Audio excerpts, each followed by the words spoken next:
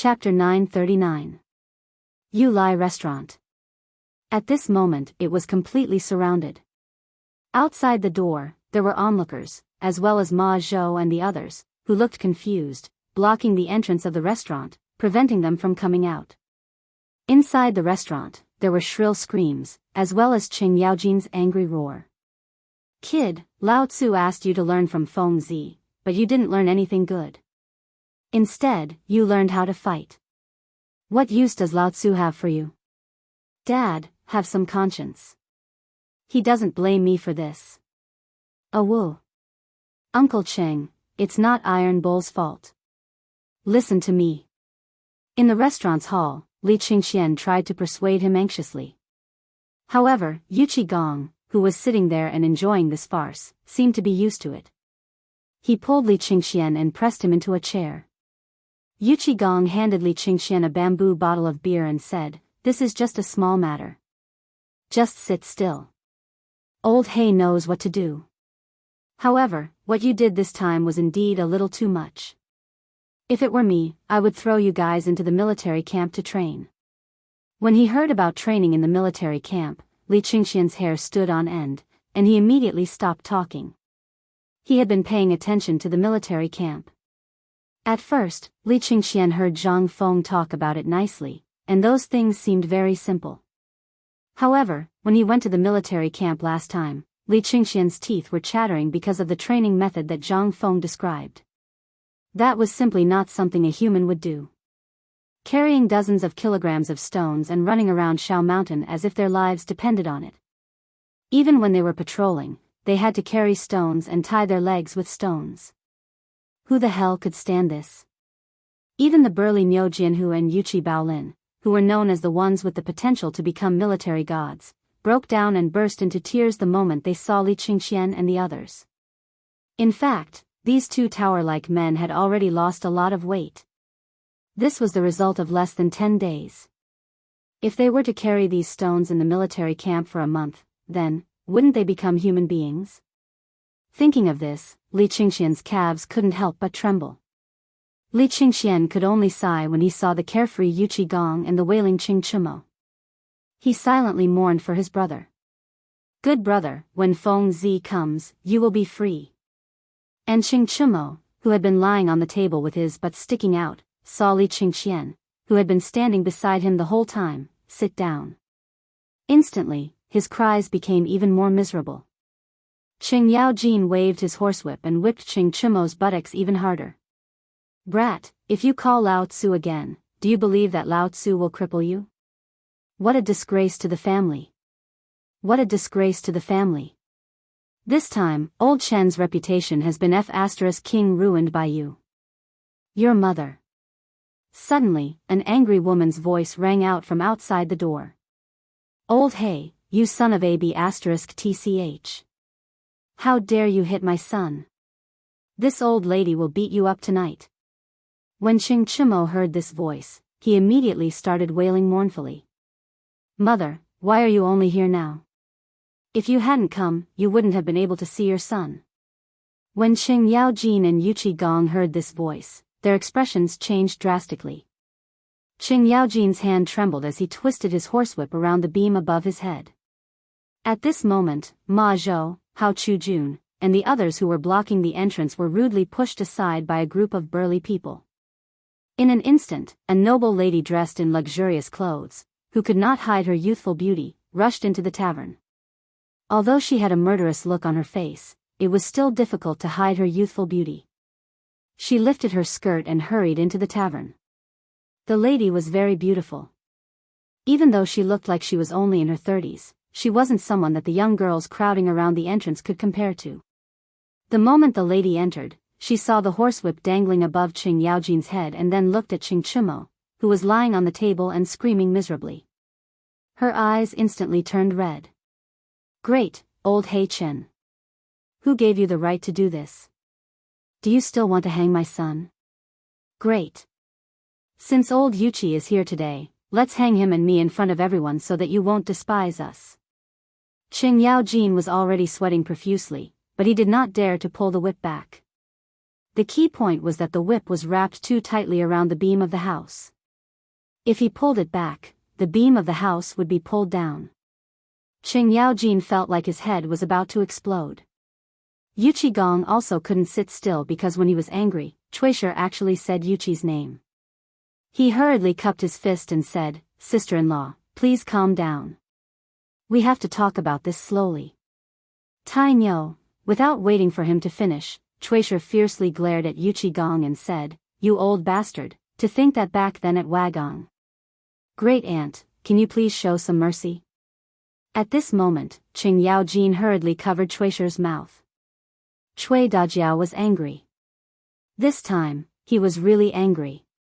Qing Yaojin gave a look, indicating for Li Qingxian to go guard the door. Then, he pulled Chuishi's hand and pressed her down on the chair, saying, "You can't talk about this. You can't talk about this. Old. What did I tell you at home?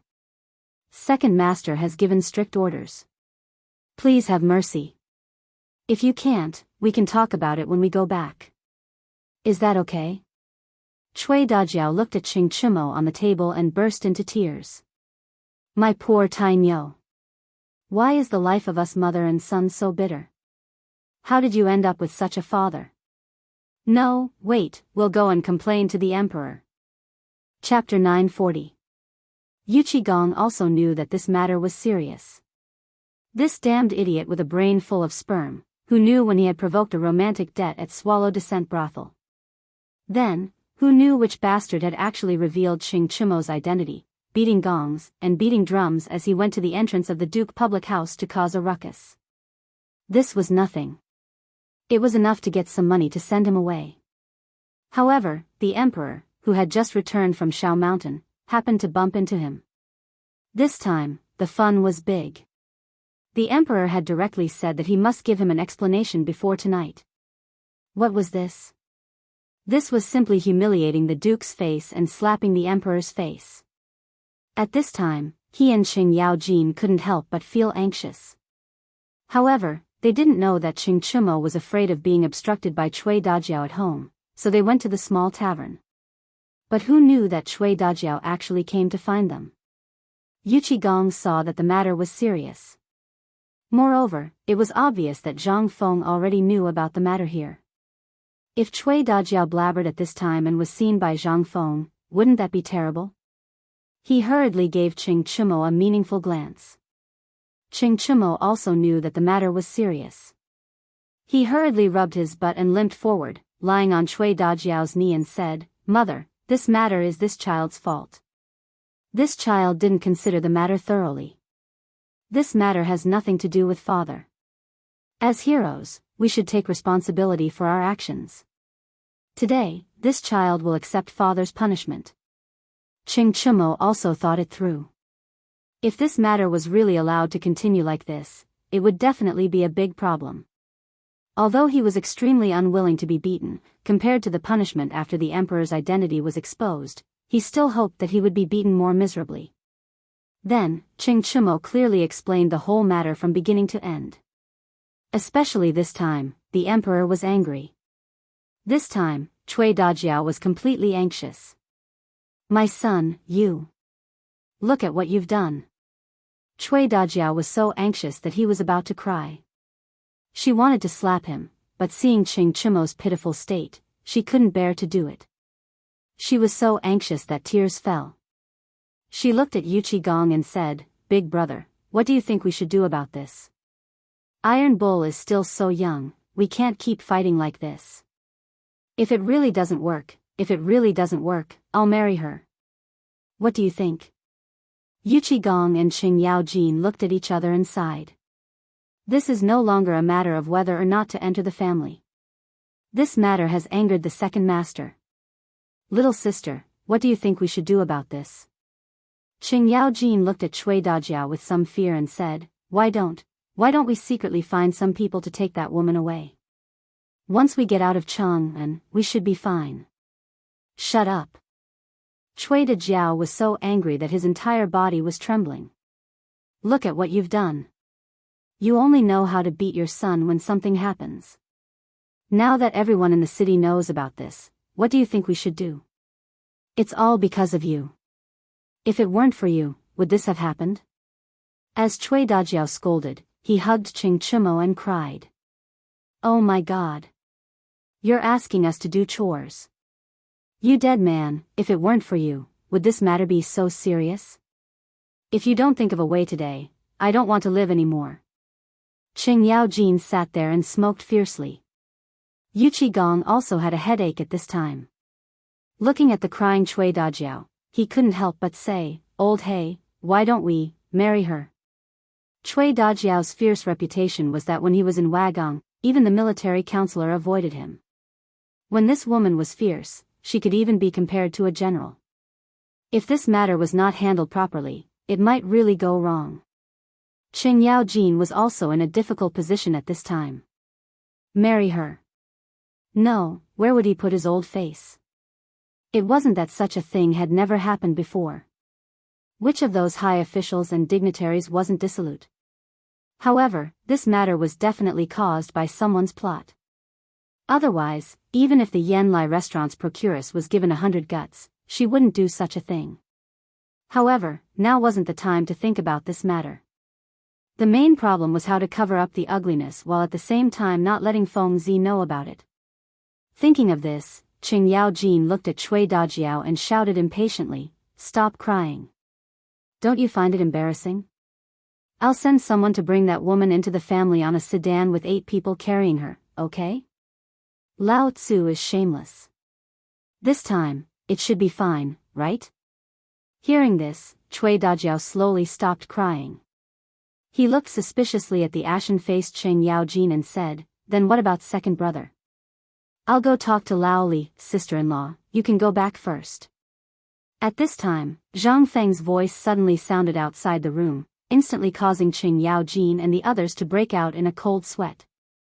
At this time, Cui Dajiao also saw that elegant and charming young master. Zhang Feng's expression was a bit gloomy.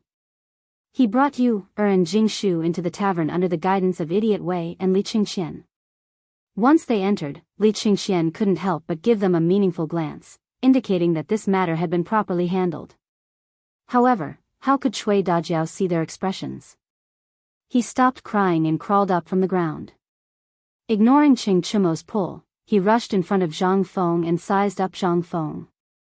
You said Iron Bull and my old black's brother? That Lord Chancellor of White Deer College, Zhang Feng? It was also Zhang Feng's first time seeing this beautiful woman. Although he didn't know what was going on, he instantly thought of something when he saw the aggrieved and timid Qing Yaojin and Qing Chumo, who had been pulling him. He hurriedly said, So it's sister-in-law. This one has always wanted to visit sister-in-law. I didn't expect sister-in-law to still remember me. After exchanging greetings for a while, Cui Dajiao hurriedly asked, Since you're second brother's brother, then you're also Dajiao's brother. As he spoke, Cui Dajiao patted Zhang Feng's shoulder. Zhang Feng's face instantly paled. Following Cui Dajiao's 3 slaps, he instantly squatted on the ground, his face deathly pale. Jingshu and Zhang Yuyao hurriedly floated Zhang Feng up. This scene caused Cui Dajiao to be stunned. How was this a soft-footed shrimp? However, when she saw the 2 girls beside Zhang Feng, she seemed to have thought of something. She smiled and asked, Sister-in-law didn't come for anything else. Since you were able to come back, you must have heard about Iron Bull. Then, sister-in-law can't count on these bastards anymore. I heard that you have a good relationship with second brother. I hope you can inform him. Seeing this, Zhang Feng hurriedly patted his chest and said, Sister-in-law, don't worry. Leave this to this one. Iron Bull is my brother. Not a single one of them will be missing. Moreover, once he enters White Deer College, he's my, Zhang Feng's, man. If any bastard dares to touch my brother, Lao Tzu will fight him to the death. Chapter 941. Seeing this. Whether it was inside or outside the house, there were bursts of exclamations. This wave of advertising was simply too good. But the people in the house were also used to Zhang Feng's pretentious guy, so they just coughed. Although Cui Dajiao was a little surprised and did not understand the meaning of Zhang Feng's words, he understood the general meaning. This time, Ching Chimo's life was saved. Cui Dajiao hurriedly pulled Zhang Feng to sit down and eagerly lit a cigarette for Zhang Feng, asking, "Little Feng, tell me, what are you going to do? And this matter, your brother has been schemed against, you can't just ignore it." While speaking, Cui Dajiao also kicked Qing Yaojin with all his might. Qing Yaojin felt the pain and then reluctantly cupped his hands. "This matter has alarmed second brother, and I even heard that Lord Zhangsun is very dissatisfied with this matter. This matter has caused me to have no choice. If I don't give an explanation, perhaps Tinu, you won't be able to see him anymore." Yu Qigong also nodded with a serious expression, indicating Li Qingxian, idiot Wei, and the others to go out and block the door. Only then did he say, "Feng, this matter, what do you think?" Lao Li's opinion is also the same. This matter, obviously someone is targeting us, so old Shen is also anxious to beat him up. Zhang Feng did not even need to think about it. On the way, Zhang Sun Chong had already told him the ins and outs of the matter from beginning to end. The matter was very simple. That was to say, he had been schemed against. Otherwise, how could he, the procuress of Yen Lai Restaurant, not know the importance of the matter? Revealing the secrets of the guests, no matter where, was a big taboo. In the Tang dynasty, the lightest punishment was 50 beatings, and the heaviest punishment was beheading. But even so, there were still people who leaked the information of Qin Tiniu. Obviously, this was not done by the procuress, so it was troublesome. However, Zhang Feng had already locked onto a few people. They were none other than people from Guanlong, or people from the 5 surnames and 7 hopes. As for the nobles of Shandong and the Imperial College, Zhang Feng did not consider them for the time being. Waving his hand, Zhang Feng signaled the 2 of them not to be anxious. Then, he said, "Madam, don't be anxious. If you trust me, then go back first. Rest assured and wait for my good news." At this moment, there was another commotion outside the door. Seeing this, Yu Qigong wanted to stop them, but when he saw the pink dress, Yu Qigong knew that something was wrong. He hurriedly urged Cui Dajiao, "Sister-in-law, it's rare for you to come out. This is brother Zhang Feng's fiancée. Her name is Zhang Yuyao. You should know her. You should also know her."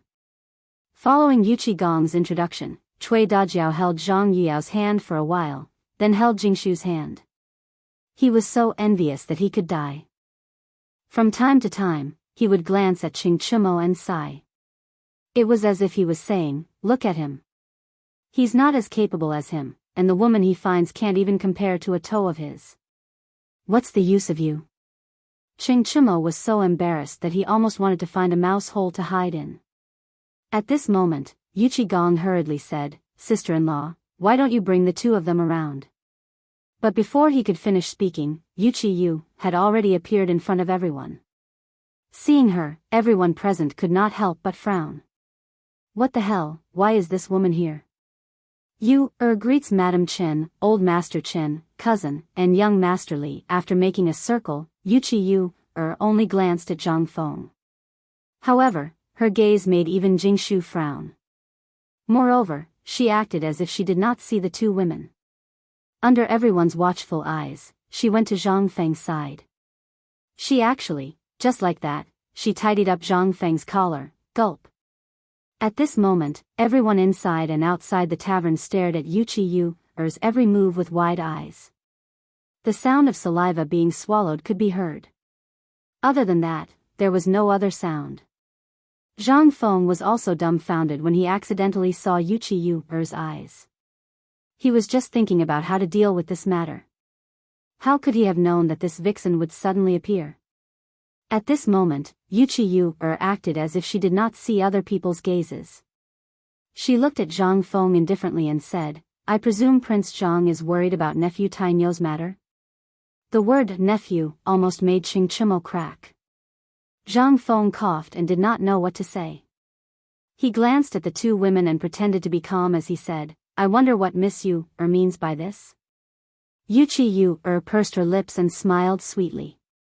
"I just happened to see the scene of that woman coming out of Swallow Descent restaurant. I knew something bad was going to happen, so I arranged for my cousin's servants to deal with it along the way. I also informed Lord Nyo. I presume this matter will not be spread too widely. I'm currently looking for someone to investigate.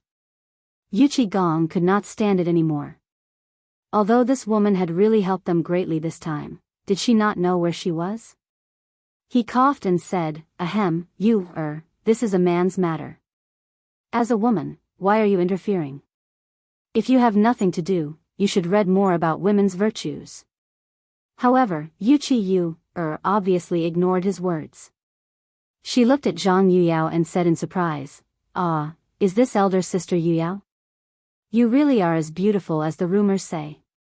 No wonder Prince Zhang, Yuchi laughed halfway through her sentence. Yuyao's cheeks turned red and she held Zhang Feng's hand tightly as if she was innocent. Little Chui bared her teeth and glared fiercely at Yuchi "Ahem, Miss may I know why you are here?" Zhang Feng hastily coughed and patted Yuyao's lily-white hand helplessly, indicating that she was fine before asking. Yuchi did not say anything. Instead, she sat down beside Jingshu and looked at her. This elder sister must be Miss Jingshu. If Prince Zhang wants to investigate this matter, he will have to ask elder sister Jingshu. Chapter 942. The more they talked, the weirder the atmosphere became. Even Chui Dajiao realized that something was wrong. He coughed and said, "Little Feng, you go ahead. We'll talk later." After saying that, Chui Dajiao glared at Qing Yaojin and said in a low voice, Go, what are you all standing here for?" When everyone heard this, they couldn't help but sigh. Yuchi Gong wanted to say something, but in the end, he didn't say anything and left with a sigh. As soon as they went out, Qing Yaojin and Yuchi Gong shouted angrily. Everyone present dispersed. In a dozen breaths of time, not even a shadow could be seen. This time, there were only 4 people left in the tavern. No, there was still Steamed Bun and Little Chui, who were staring at each other. There was also Yuchi who was happily pouring tea for herself, and Zhang Feng, who didn't know whether to sit or stand. This time, Zhang Feng originally wanted to bring the 2 girls down. He said it was to relax, but it was better to say it as a shield. After all, he couldn't say it out loud. How could he refuse a girl? When he thought of this, Zhang Feng couldn't help but have a headache when he saw these people. He couldn't help but laugh dryly. Jingshu, tell me, what do you think of the rules of Yan Lai Lu and this matter?" When Jingshu heard this, she frowned slightly, but still said quietly, "Yan Lai Lu is a department under the jurisdiction of the Zhili and the imperial family. Although it is divided into inner and outer sect, the overall existence is to collect information and provide information for the emperor. It is a place to collect money. Therefore, this kind of thing is usually very rare. Unless the emperor or someone from the Ministry of Internal Affairs brings the emperor's handwritten order to ask for someone's information, Yan Lai Lu won't give it to them. However, from the looks of it, a certain guest must have promised some benefits to the girl, causing her to act in such a manner. Otherwise, this Swallow Descent restaurant is not a place that anyone can enter as they wish. The ladies here have all undergone strict selection and cruel training. Therefore, when Zhang Feng heard this, his frown deepened. It seemed that this matter really involved a lot of things. Zhang Feng couldn't help but glance at Yuchi who was looking at him. Although he was extremely reluctant to say it, he still asked, "Miss what do you think?" There was no other way. He could not count on Zhang Yuyao. This girl was still wearing that gauze dress. If she continued to twist like this, who knew if the dress would be torn? As for Jingshu, this was already her limit. After all, as she said, there were some things that couldn't be said. If he said too much, someone from the palace would come tomorrow. At this moment, he could only depend on this mysterious Yuchi seemed to have been prepared for this. She gently tapped her teacup twice before saying, "It's actually not that difficult. I just want to stop Prince Zhang from participating in the mid-autumn hunt." Mid-autumn hunt? In an instant, Zhang Feng understood. Everything was clear now. It was either someone from the Imperial College or someone from Guanlong, because the Imperial College was basically in the hands of these four forces. Therefore, if he really had to find the most suspicious person among these people. In the end, Zhang Feng still felt that Guanlong was the most suspicious. This mid-autumn hunt would have the greatest impact on the Imperial College. Then, that would be the overall benefit of the Guanlong noble family.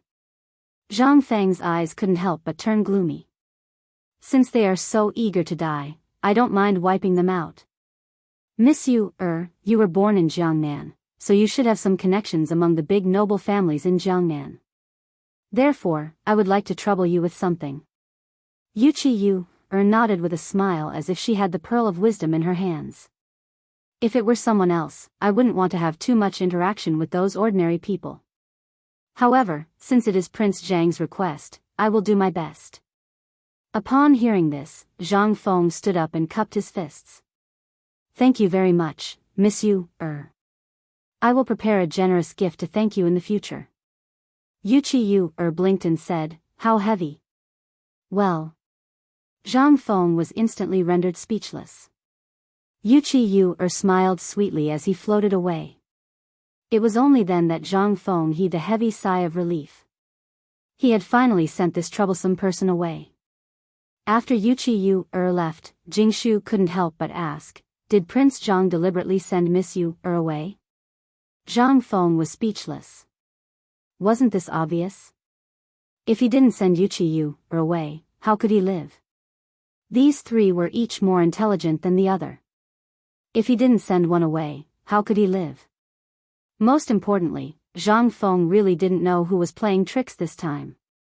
The reason why he sent Yu away was because he found her annoying. More importantly, he wanted to use her connections to find out if the noble families in Jiangnan were related to the noble families in Shandong. This was the most important thing. As long as he knew about this, Zhang Feng wouldn't have to worry about dealing with this directorate. At the very least, he wouldn't have to worry about the fire gun. At the thought of this, Zhang Feng couldn't help but have a headache. You guys have fun first. Find someone to fix the door while you're at it. I have to go to the basketball court. This time, I have to teach personally. Chapter 943. What did this mean?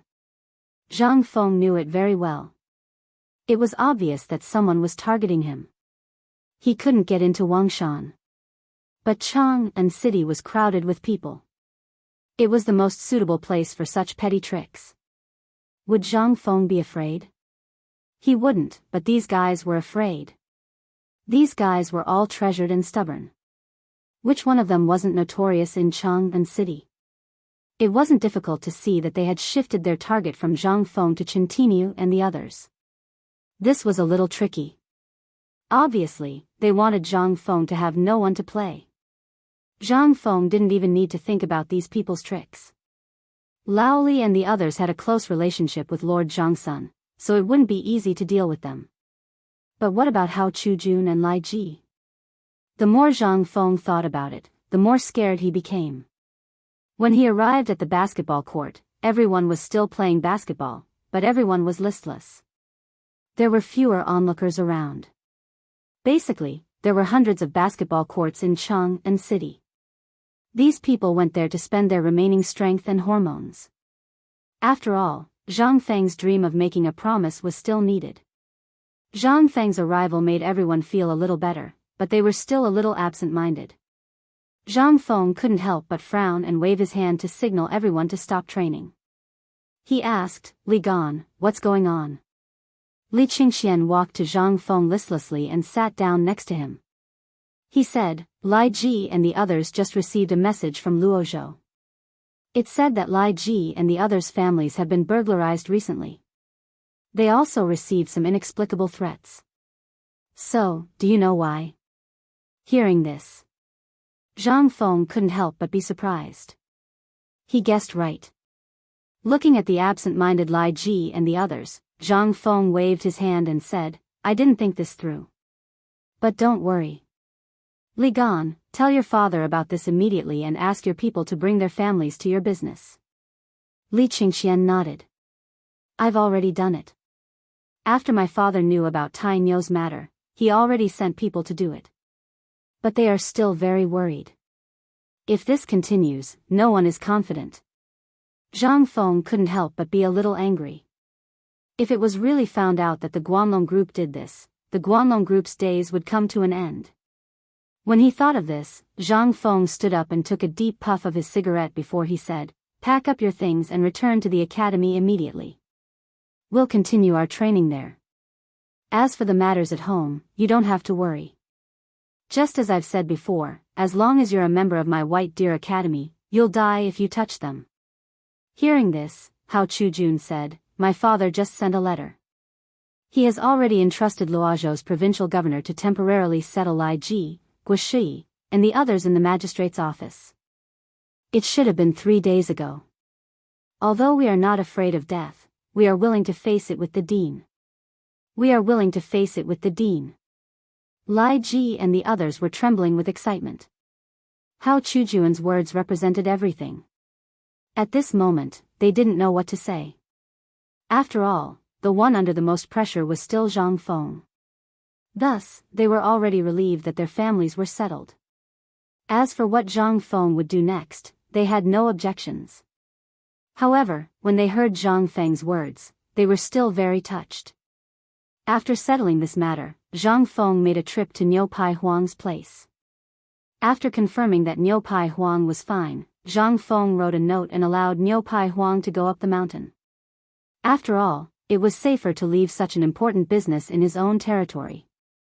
Although Zhang Feng had previously planned to spread these things around Chang'an, it now seemed like it was all too early.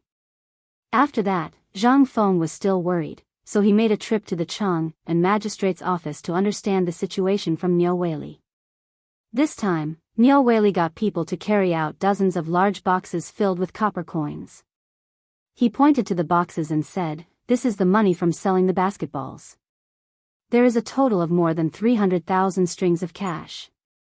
After deducting the tax, there is still more than 290,000 strings of cash." Zhang Feng did a rough calculation in his mind. In the past 3 days, even if Niu Pai Huang worked overtime, he could only get more than 30 basketballs. How much was that in total? 100 copper coins per basket. More than 30 basketballs would at most be 400 copper coins. Where did so much money come from? Zhang Feng could not help but ask hurriedly, "Brother Niu, what's going on? Where did so much money come from?" Hundreds of thousands of copper coins was not a small amount. Even if Zhang Feng was used to seeing banknotes and gold ingots, this room full of money still shocked Zhang Feng greatly. Seeing this, Niu Weili said neither hurriedly nor slowly, "Brother, do you really not know, or are you playing dumb?" Zhang Feng widened his eyes, pointed to his nose and asked, "Your brother said it. If you don't say it, who would know where so much money came from? These are the deposits sent by the rich families of the various prefectures, as well as the buddies of the Kuja teams." Chapter 944. In the marketplace of Tonghui Lane. A group of people in dark blue uniforms were carrying a dozen big boxes, shouting along the way. "Slow down, slow down. Be careful, don't bump into Prince Zhang. Don't you have eyes? How can you bump into something like this? Boy, do you want to die?" In front of this group of people, Zhang Feng swaggered like a local rich man. 100 euros, while turning his head to look at those boxes from time to time. The shouts attracted a large number of people. What's going on? God, they're from the Chang and local government. What's in the box, is it money? Suddenly, someone exclaimed, "I know. Do you guys remember that last time Fengzi said that this thing called basketball needs to be paid at the magistrate's office?" In an instant, everyone's eyes were fixed on the box, unable to move away. Needless to say, there was definitely money in the box. With so much money, could it be that this basketball was popular? More and more people gathered. In the end, almost all the people along the way followed curiously. When the local government runners saw this, they couldn't stand it anymore. They hurriedly shouted, "What are you looking at? Get out of my way. Don't block the way. Don't crowd around. With a series of shouts, everyone finally made way for a small path that could only allow a few people to pass through. It went straight to the door of Zhang Feng's tavern. At this time, little Cui, who had just repaired the door, didn't have time to clean up the sawdust. When she saw Zhang Feng and the people behind him, she was so shocked that she dropped the broom in her hand. She hurriedly ran into the house and shouted, Miss Jingshu, something happened. You come out and see. Young master. The two women were sitting in the tavern with a worried frown. When they heard little Cui's words, they instantly became anxious. They didn't have time to ask anything. They ran to the door and saw Zhang Feng striding into the tavern.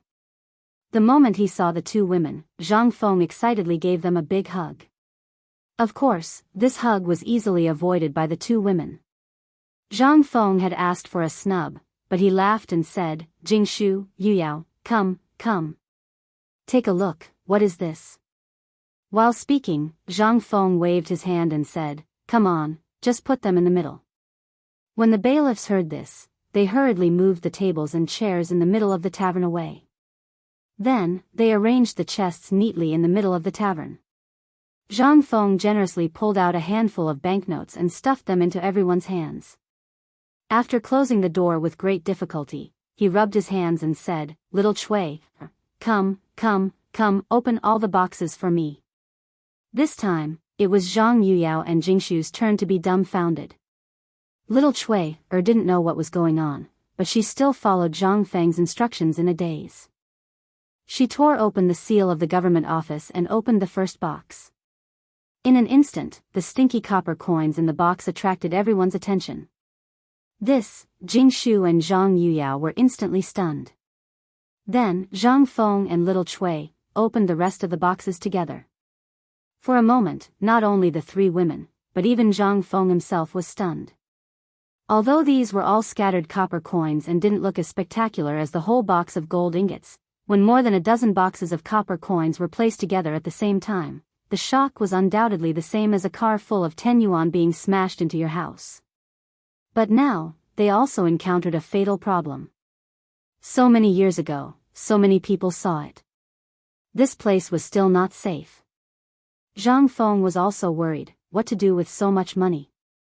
It was good to go to the treasury to exchange for banknotes now, but when the academy opened, they would need a lot of money. This back and forth was a little troublesome. For a moment, Zhang Feng couldn't help but rub his head and sit on the money box. He sighed and said, I was worried when I didn't have money before. Now that I have more money, I'm even more worried. Jingshu also realized this and couldn't help but ask, didn't Prince Zhang plan to use the money? Zhang Feng shook his head and smiled bitterly, didn't I go to check the basketball situation today? As soon as I went in, Niu Weili directly brought me so much money. Guess how much it is? The two women shook their heads with some doubts. I don't know. I knew you guys wouldn't know. When I heard it, I was also shocked. That's 297,000 copper coins. Money is not a problem now. Zhang Feng smiled bitterly and said, the key problem is that so much money. Now that Chintinu and the others have returned to Shao Mountain, it is definitely not safe to leave so much money here. This is the biggest problem. Where are we going to stay at night? Zhang Feng spread his hands and asked the most important question. Shao Mountain. Now, the sun was setting in the west. It was even more unsafe to leave the city. Jingshu and Zhang Yuyao looked at Zhang Feng's room and then looked at each other. They couldn't help but say in unison, did you forget that you have a villa? Chapter 945. Zhang Feng had really forgotten that there was a villa. He had inherited this small pub in Chang'an City, so he really didn't remember there was a villa there. He couldn't help but ask suspiciously, Jingshu, are you sure I have a villa? In Chang'an City? This was Chang'an City, where every inch of land was worth its weight in gold. At the thought of this, Zhang Feng couldn't help but widen his eyes. He wished he could strangle Jingshu with both hands and ask her which rich man had given him this villa.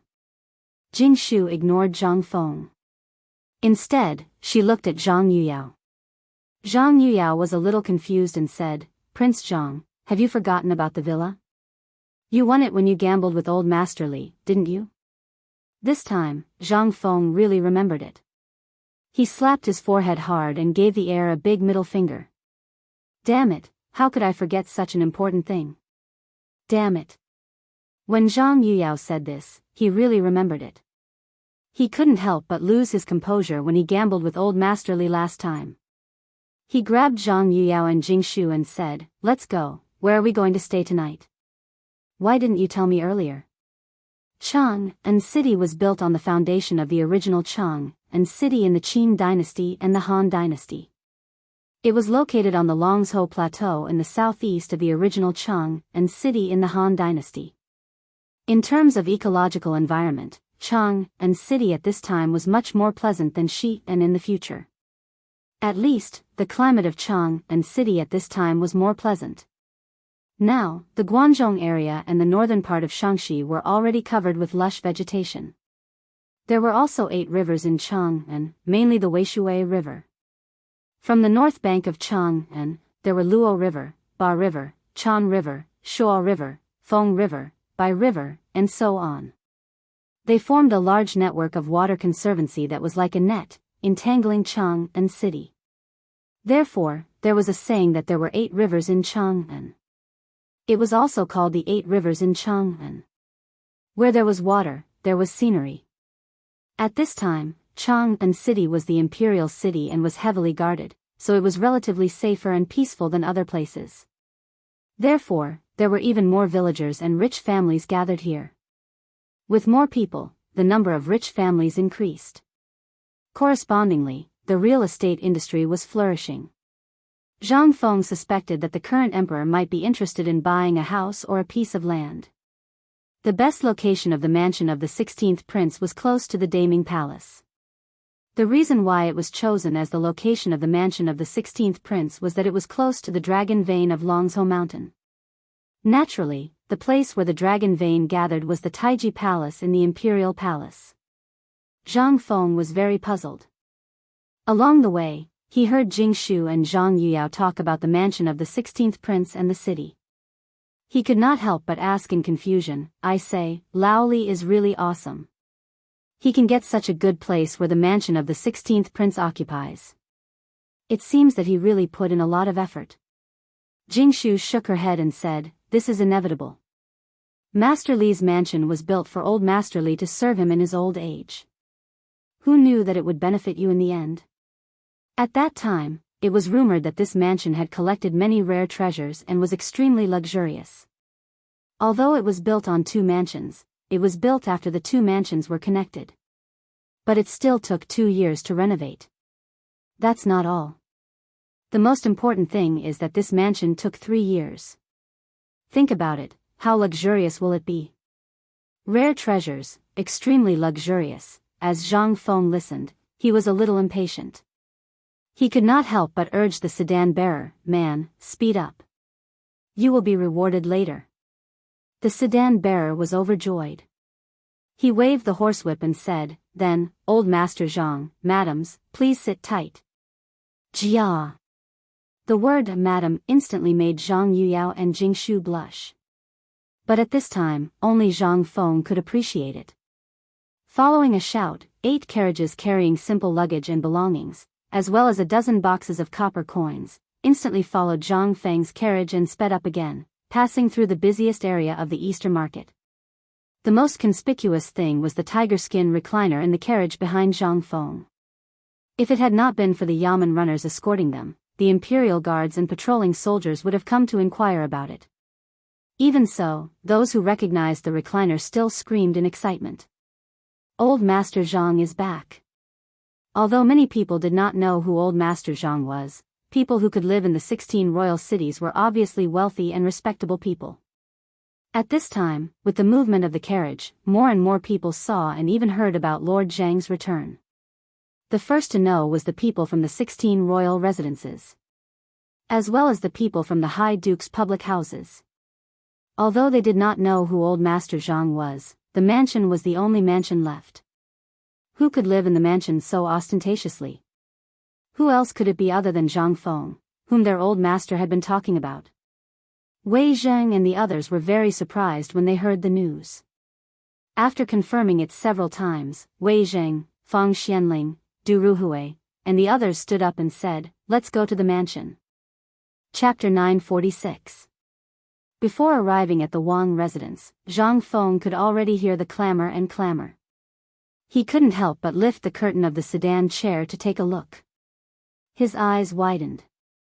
He saw that both sides of the street where the Wang mansion was located were densely packed with peddlers. There were even some barbecue stalls. Most of them were merchants dressed in different attire, and they were everywhere. Zhang Feng only needed to think for a moment before he understood. Those who were qualified to live here were either rich or respectable people. It was a typical area of the rich. Why did so many people come here? It was all because of money. But it was also because of this that there were really many people wearing fashionable, bright and luxurious clothes on the street. In Chang'an City, if one could find someone who was dressed in gorgeous clothes, which one of them would not be arrogant? However, the people here, including the servants, were all wearing fashionable silk clothes. But these people were very low-key. Everyone was just doing their own things. They were not like the country bumpkins in the outer city who were curious about everything they saw. If they wore slightly better clothes, their nostrils would spit fire. But there were also some who followed the fashion. After all, Zhang Feng was sure that the barbecue merchants here were the most numerous in Chang'an City. Therefore, these people who wore the traditional clothes of the Tang dynasty would more or less wear some barbecue accessories to show their difference. The integration of foreign culture made this street the most beautiful street in Zhang Feng's mission. Even the food culture here, as well as the culture of clothing, food, housing, and transportation, was somewhat affected. For example, the barbecue, which was the pulp of Xinjiang in the future, the Indian flying cake, and the kind of thing that Zhang Feng couldn't name. He only knew that some strange things were put on the leaves of the betel nut, burned with fire, and directly stuffed into the mouth. But there were people here who dared to try it. The people of the Tang dynasty were quite open-minded. After all, this was the richest place in Chang'an City. They would vomit after eating ordinary things. Occasionally, some exotic customs would add some spice to their life. It could be seen that the people of the Tang dynasty were really open-minded. Perhaps it was because of this that there was the rule of Zhongguan and something else after that. Even the barbecue stall he had invented had some changes. For example, the Turks' favorite 3 baskets of milk, 2 bowls grape wine, and 2 bowls hummus were all placed on the wine rack beside the barbecue rack. 4 people to choose from. The Tang rode the Fergana horses of the Turks, drank the Turks' 3 baskets of milk, and ate the barbecue invented by Zhang Feng. Some people didn't even play with their favorite birds. Instead, they rode horses, led Tibetan mastiffs, or pugs from the western regions, and wandered the streets. It was simply too eye-catching. There was no limit to acting tough. Zhang Feng gave that guy a thumbs up from the bottom of his heart. That Tibetan mastiff was even taller than a calf. Zhang Feng was afraid that if this thing went crazy, would it eat people on the street? However, Zhang Feng could only shrug in response. It had nothing to do with him. He simply leaned against the sedan chair and fantasized about the things in the villa. After a while, the sedan bearer's shout made Zhang Feng open his eyes. "Old Master Zhang, we're here." Hearing that, Zhang Feng lifted the curtain and couldn't help but be stunned by the scene in front of him. Outside the sedan chair, Wei Zheng and the others were already standing in front of a mansion that was at least twice as large as other mansions. The 2 pillars at the gate were actually made of red sandalwood, carved with dragons and phoenixes. Obviously, this was not a place that ordinary people could live in. However, Zhang Feng could vaguely see traces of modification. From Zhang Feng's point of view, this should have been the residence of a prince or something like that. As for who exactly it was, Zhang Feng really didn't have time to think about it. Beyond the pillars were 2 bronze and wrought iron gates. Just by the gates alone, it wouldn't be a problem for 2 horse carriages to drive side by side. What was even more exaggerated was that this gate was directly the height of a house. There were 2 large stone lions at the gate. Those guys were not inferior to the stone lions at the gate of the imperial city. With this look, Zhang Feng became even more puzzled. However, before he could ask, the ruddy-faced Zhang Sun Wuji walked up with a laugh and joked, "How is it? Isn't this mansion grand?" Under the urging of Jing Shu and Zhang Yuyao, Zhang Feng walked down the carriage and sighed, "This can't be described as grand at all. Old Wei, you're the most down-to-earth here. Tell me, which prince used to live in this mansion? Damn it, this is simply a miniature version of the imperial city. Are you sure it's okay for me to stay here?" The few people seemed to know that Zhang Feng would have such a shocked expression. Everyone laughed and said, "Don't worry, if there's no paperwork here, who would dare to live here? You already have the title deed in your pocket, what are you afraid of? Let's go, we're still waiting to drink good wine." Under the urging of everyone, Zhang Feng walked to the gate in a daze. At the gate of the mansion, there were already servants and maids that Jing Shu had bought in advance. When they saw the arrival of the group, these servants were already excited to the point of panic. Each of them shrunk their necks and stood on both sides of the gate to wait for the group. When Zhang Feng walked to the gate of the courtyard, Zhang Shan personally led the madam and the others out of the courtyard with a smile. They blocked the path of Zhang Feng and the others and said, "Wait. Come, bring the brazier and ignite the firecrackers." Chapter 947. The group of people waited. Without waiting for Zhang Feng to say anything, they clamped him down.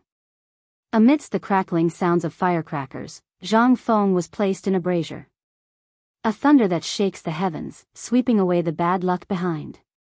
2 feet stepping on fire, the days are prosperous.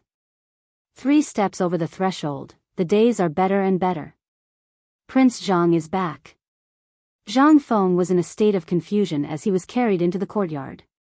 In his confusion, he saw old man Li, whom he had not seen for a long time, unwillingly wander out from behind a white marble rockery screen at the entrance of the courtyard.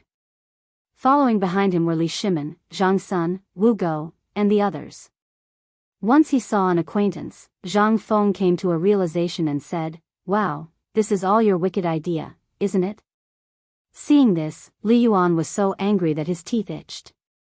He pointed at Zhang Feng and said, "Boy, if you don't want to live here, give the deed to the old man now. The old man is going back on his word now." With that said, Zhang Feng hugged his chest and spread his hands. "This is a small matter. I'm not in charge now. You can ask Yu Yao and Jing Shu for it. As long as you can pull down your face, I don't care." Li Yuan rolled his eyes. He really did not expect Zhang Feng to play this hand. He was so angry that he waved his hand. After holding it in for a long time, he said, "This courtyard is Lao Tzu's wedding gift to you. But boy, that you should take it easy. Although the courtyard is given to you, Lao Tzu here does not like her." It was Li Yuan's first time coming to the courtyard. The reason why he used this to bet with Zhang Feng was, on one hand, because he was still angry with Li Shimin. On the other hand, in his opinion, could this place be better than the imperial palace? But today at noon, he learned that Zhang Feng actually thought of this place and was swaggering about moving. He also knew that this boy actually got a few 100,000 strings of string of money. Out of curiosity, he wanted to come and take a look. But he did not expect that this look almost made Li Yuan want to beat Li Shimin up with regret. "Such a good courtyard, you should have told me earlier." His heart ached, but when he thought of that group of old guys on Shao Mountain and compared it to the villa on Shao Mountain, in the end, Li Yuan could only fiercely swallow his anger. But he still pulled Zhang Feng and said, "Kid, didn't you promise Erlang to go to Luo Zhou to build the East Palace? If you have filial piety, then go find me a better courtyard than this one. Otherwise, you wouldn't be willing to see this old man hold a grudge over this matter, right? This is a big move." Speaking of this, it really made Zhang Feng a little nervous. He hurriedly promised, "Old master, don't worry. I will talk to Lao Li about this later. When the time comes, this kid will design a unique and awesome villa for you. I guarantee it will be the only one in the world. How about it?" "Ha ha ha." Hearing this, Li Yuan laughed and said, "At least you have a conscience. This matter is settled. You are not allowed to go back on your word. Deal." While talking, this old and young pair hooked their arms around each other's shoulders and yelled at Wei Zheng and the others to play cards. At the door, Yu Qigong and the others, as well as Yu Shinan and the others who were notified by Li Shimin, all came. They lined up in front of a table set up by Zhang Shan's housekeeper at the entrance of the residence, staring at each other. They really did not prepare any gifts. But when they heard that Li Yuan actually gave this courtyard to Zhang Feng, this made everyone nervous. They stared and called Li Shimin over. Originally, Li Shimin wanted to escape. But when he was called over by Yu Shinan and the other old guys, he could not do anything. He could only sigh and remove a jade token from his waist and throw it to the housekeeper, saying, "This jade token was personally bestowed by the emperor. It can exempt 3 capital crimes. Take it as a housewarming gift for Feng Zi." This time, Zhang Shan was so happy that he almost fainted. He grabbed Li Shimin's hand and hesitated for a long time. He was so excited that he could not say a single word. In the end, he was personally invited into the courtyard by Zhang Shan. Prince Zhang's housewarming, second masterly presents a death exemption jade token. Following the housekeeper's roar, this time, everyone was nervous. You look at me, I look at you. In the end, they scampered back to get the congratulatory gifts. Originally, they all wanted to see what this courtyard looked like. But after Li Yuan did this, who would not be worried? Fortunately, the dukes were very close to here. They left a few servants and hurried back to the residence. Master Wei's residence sent a carriage of ancient scrolls and a set of Han Dynasty carved lacquerware. Master Fang's residence sent a painting of Shoshan, a housewarming gift. Master Chen, as the congratulatory gifts were presented one after another, Zhang Shan's mouth trembled. We're rich, we're rich. Ha ha ha, we're rich. On the other side, Hao Chu-jun and the others were worried. They were all Zhang Feng's children. Logically speaking, they should give gifts.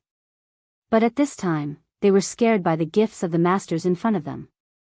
How could they give gifts? Looking at the few strings of money in their hands, they silently prepared to leave. But at this time, they met the old scholar and Li Gang together. After seeing this scene, old Xiao berated, as the dean's disciples, this place should be managed by you. The gifts are small, but the feelings are important. Does your dean still care about you? Hearing this, they lowered their heads in shame. Li Gang said with a smile, What are you still standing there for? Why aren't you going to arrange the banquet? Don't tell me you want your master to do it personally? Chapter 948. In the end, Zhang Feng was unable to play his cards. With the addition of Yu Shinan and the others, the few old fellows directly took over the small lake in the back of the villa. The villa was divided into the front, middle, and back areas. The front yard was mainly used for the master's office, receiving guests, and so on. The middle yard was the resting and leisure area, while the backyard was where all kinds of rare and precious plants were planted. It was the master's most precious private area. Outsiders were not allowed to enter without permission. The layout of the villa was divided into east, west, north, south, and center areas. It was very reminiscent of the Book of Changes and the 8 trigrams. Although Zhang Feng had only taken a quick stroll, he still couldn't help but be amazed. This Motherf Ker's entire estate was at least 1,000 square meters. If this was the sheet and city of his previous life, how much would it cost? Along the way, groups of servants and maids carried all kinds of seasonal fruits, hurriedly shuttling back and forth in the courtyard. Basically, all the people he had a good relationship with from Chang and University and Shao Mountain had come. This couldn't help but add a lot of liveliness to the villa in an instant. Why is Prince Zhang here alone on such an important day? Just as Zhang Feng was in a daze, a voice that could melt one's bones rang out, instantly waking Zhang Feng up. Looking at Yu who was smiling sweetly, Zhang Feng cupped his fists and said, I didn't expect Miss Yu to also come. I missed you. Yuqi's rather invasive eyes stared fixedly at Zhang Feng as she spoke. Zhang Feng was momentarily stunned. He forced a smile and said, Miss Yu, there are many good men in this world.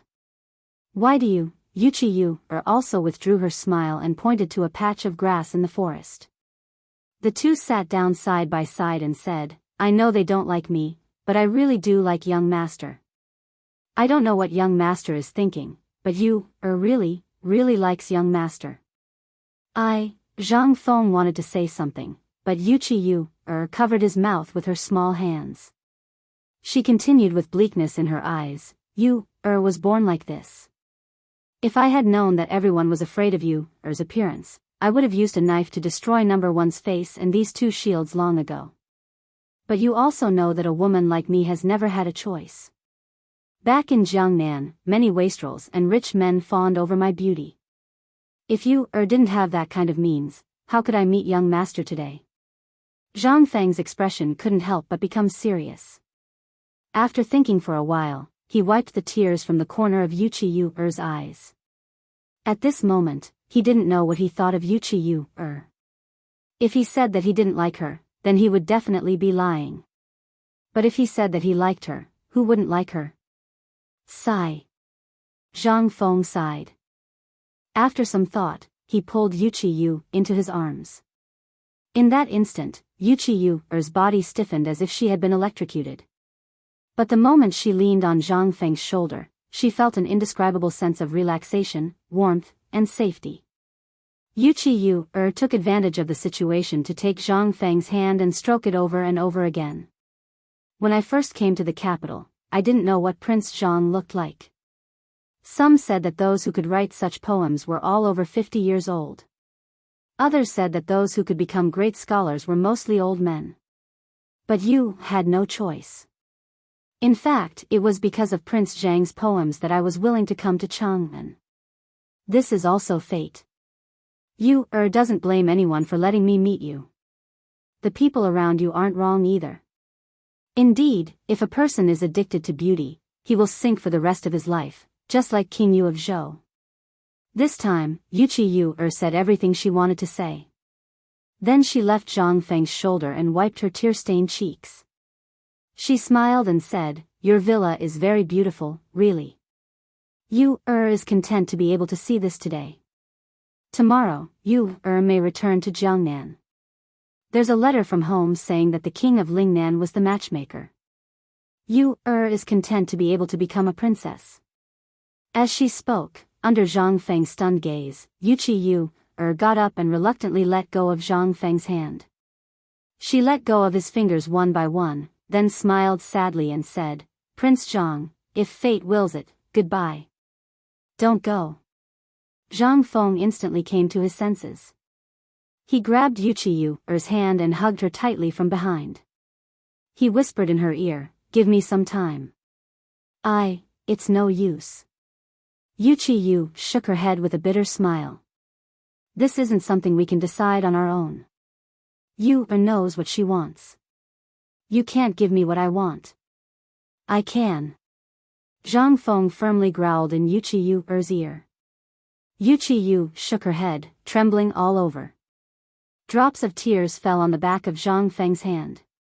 Things in this world, if they can really be, before Yuqiu finished speaking. Zhang Feng pulled her and strode toward the backyard where Li Yuan and the others were. Although he still didn't know whether what he felt for Yuqiu was love or something else, at this moment, Zhang Feng made up his mind for the first time. He wanted to keep Yuqiu. Although Zhang Feng knew that he might lose a lot if he kept her, Zhang Feng at least had no regrets at this moment. Chapter 949. Zhang Feng knew that Yuqiu's ambition wasn't small and that he might not be able to control her in the future. However, he also knew that at this very moment, if he really let Yuqiu leave, then he really wouldn't be able to see this woman who could make his heart pound with excitement at first sight. Zhang Feng suddenly felt that he was asking for a beating. He clearly knew that the road ahead wouldn't be easy, and he also knew the intentions of everyone around him. Although Zhang Feng looked to be in his 20s, in terms of scheming and intelligence, everyone present really wasn't necessarily a match for Zhang Feng. However, when it came to love, Zhang Feng was still a novice. He would also be impulsive and let his emotions affect his decisions. At this very moment, when this woman shed tears, he completely threw them to the back of his mind. However, Wuxia Xianxia was clear-headed. Earlier, when she learned that Zhang Feng had moved, she was abnormally excited. However, when she arrived at the gate of the park, she just happened to hear Li Yuan's words. At this moment, she knew that her little thoughts might really have bewitched Zhang Feng. However, in front of the emperor and the retired emperor, she was still an 18-year-old girl. Any thoughts were so powerless in the eyes of these two people who played with the power of the emperor. She was ambitious. As a person, who could be as indifferent to fame and fortune as Zhang Feng? She couldn't do it, especially for someone like her who had been held in the palm of everyone's hand since she was young. However, after she stayed at the gate of the park for an hour, she finally understood. At this moment, she forcibly broke free from Zhang Feng's hand, looked at Zhang Feng sadly, and shook her head, saying, "Feng Gij, can I call you that?" Zhang Feng forced himself to calm down and nodded his head heavily. "Brother Feng, I've decided. We need to be calm about this matter. I'm preparing to return to Jiangnan. If one day you can enter the court and become an official, we will naturally meet one day." As she spoke, Wuxia Xianxia looked at the setting sun and then quietly snuggled up in Zhang Feng's arms. She said, "I've always liked power. Perhaps this is the reason why everyone around you doesn't think highly of me. Therefore, I'm going to use these 3 years to prepare both of us. Brother Feng, I want to leave Chang'an tomorrow. Before I leave, I want to..." A rare flush appeared on Wuxia Xianxia's cheeks. Slowly, Wuxia Xianxia's lips trembled as she pressed her lips against Zhang Feng's. A moment later, their bodies stiffened. "Come with me." At this moment, Wuxia Xianxia also let go of her reservations. With a flushed face and panting breaths, she pulled Zhang Feng into a nearby room that seemed to be filled with junk. Zhang Feng's mind went blank. This was his first kiss. He didn't care anymore. He had been desperately thinking about how to position Wuxia Xianxia. If he wanted to keep her by his side, but the moment a delicate body burrowed into his arms, Zhang Feng completely lost his mind. On the other side, Jianghu witnessed everything, but she didn't say anything to stop them.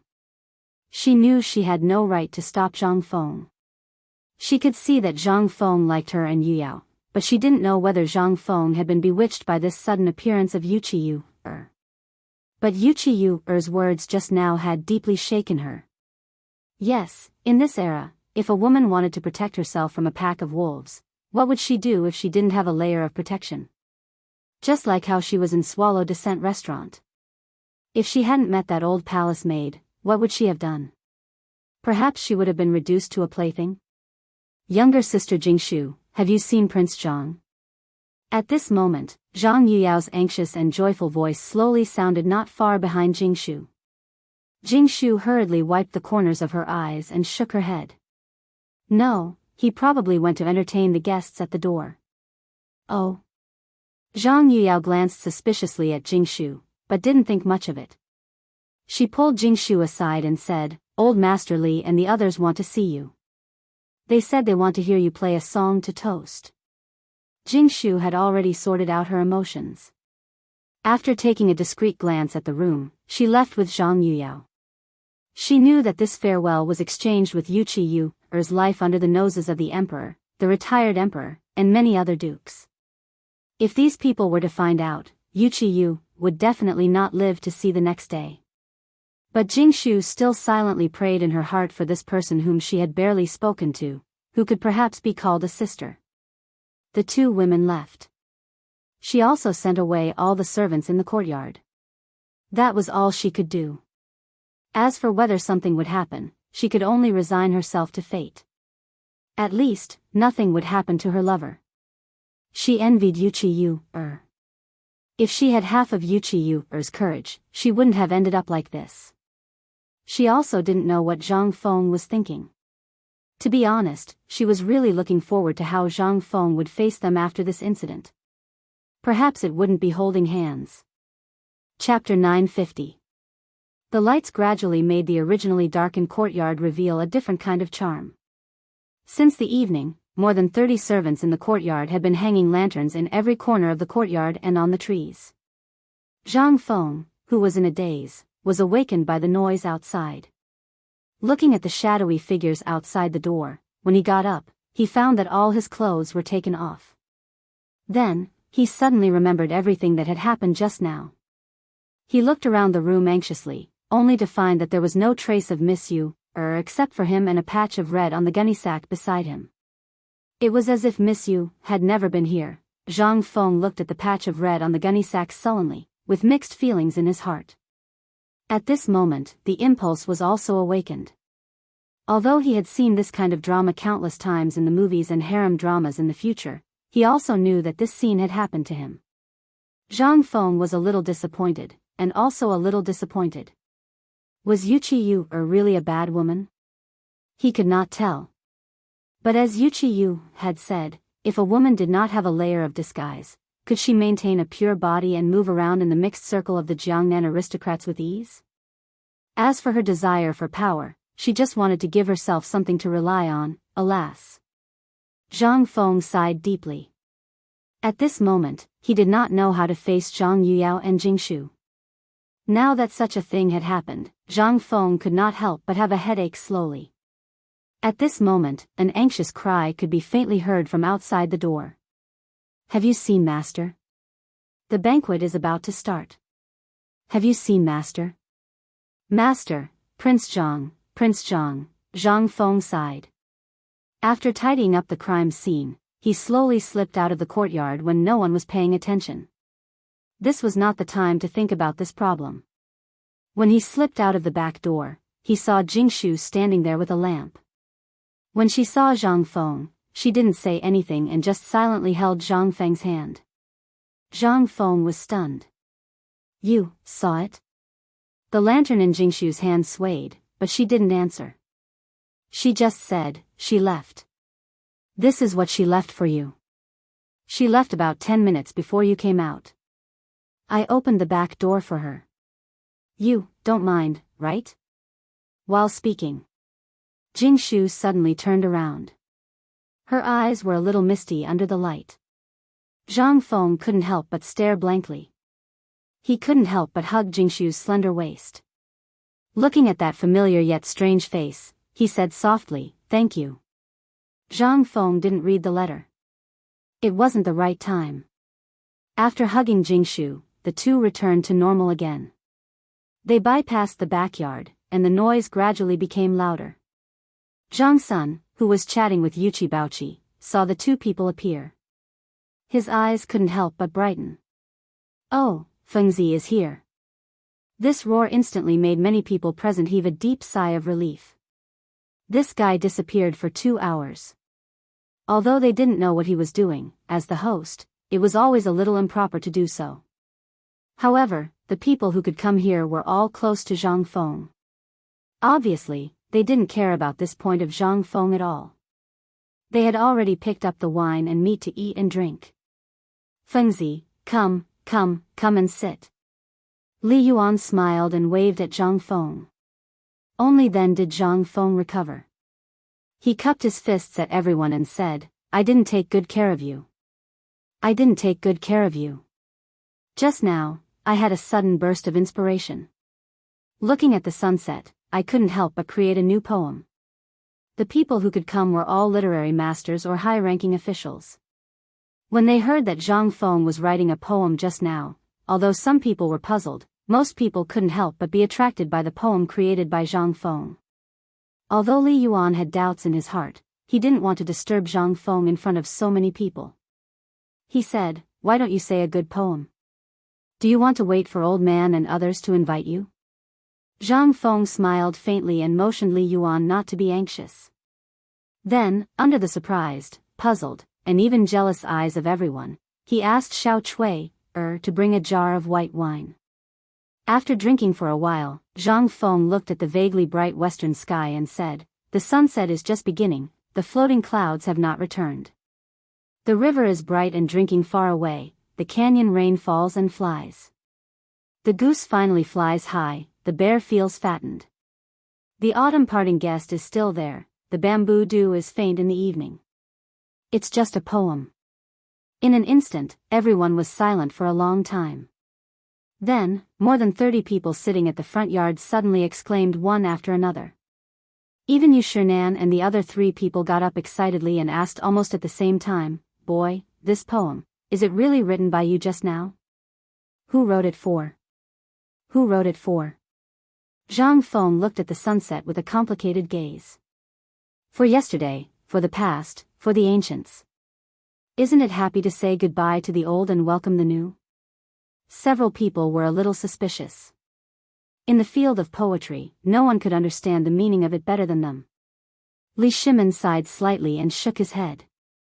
"Good poem.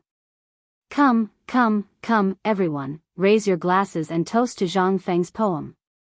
Fengzi's poem is not bad. But I think the last sentence of Fengzi's poem is better. Saying goodbye to the old and welcoming the new, isn't it what our Tang dynasty needs most at this time? Saying goodbye to yesterday's unhappiness, we are about to be like Zhang Feng today, getting rid of yesterday's bad luck. Unhappiness, we need to look at a brand new tomorrow. Isn't this kind of curiosity happy?" Chapter 951. After being complimented by Li Shimin. In an instant, everyone present praised Zhang Feng's talent. Zhang Feng just chuckled. While no one was paying attention, he whispered into Li Qian's ear while toasting, "Make a copy of this poem immediately and give it to you, or personally. If you're my brother, help me once. I, Zhang Feng, owe you a favor." Li Qingqian sighed. He left without saying anything. Others might not know what Zhang Feng had just done, but as the crown prince, as well as Wei Zheng, these wily old foxes, how could they not know what Zhang Feng had done? However, they also understood Zhang Feng's meaning from this poem. This was a farewell.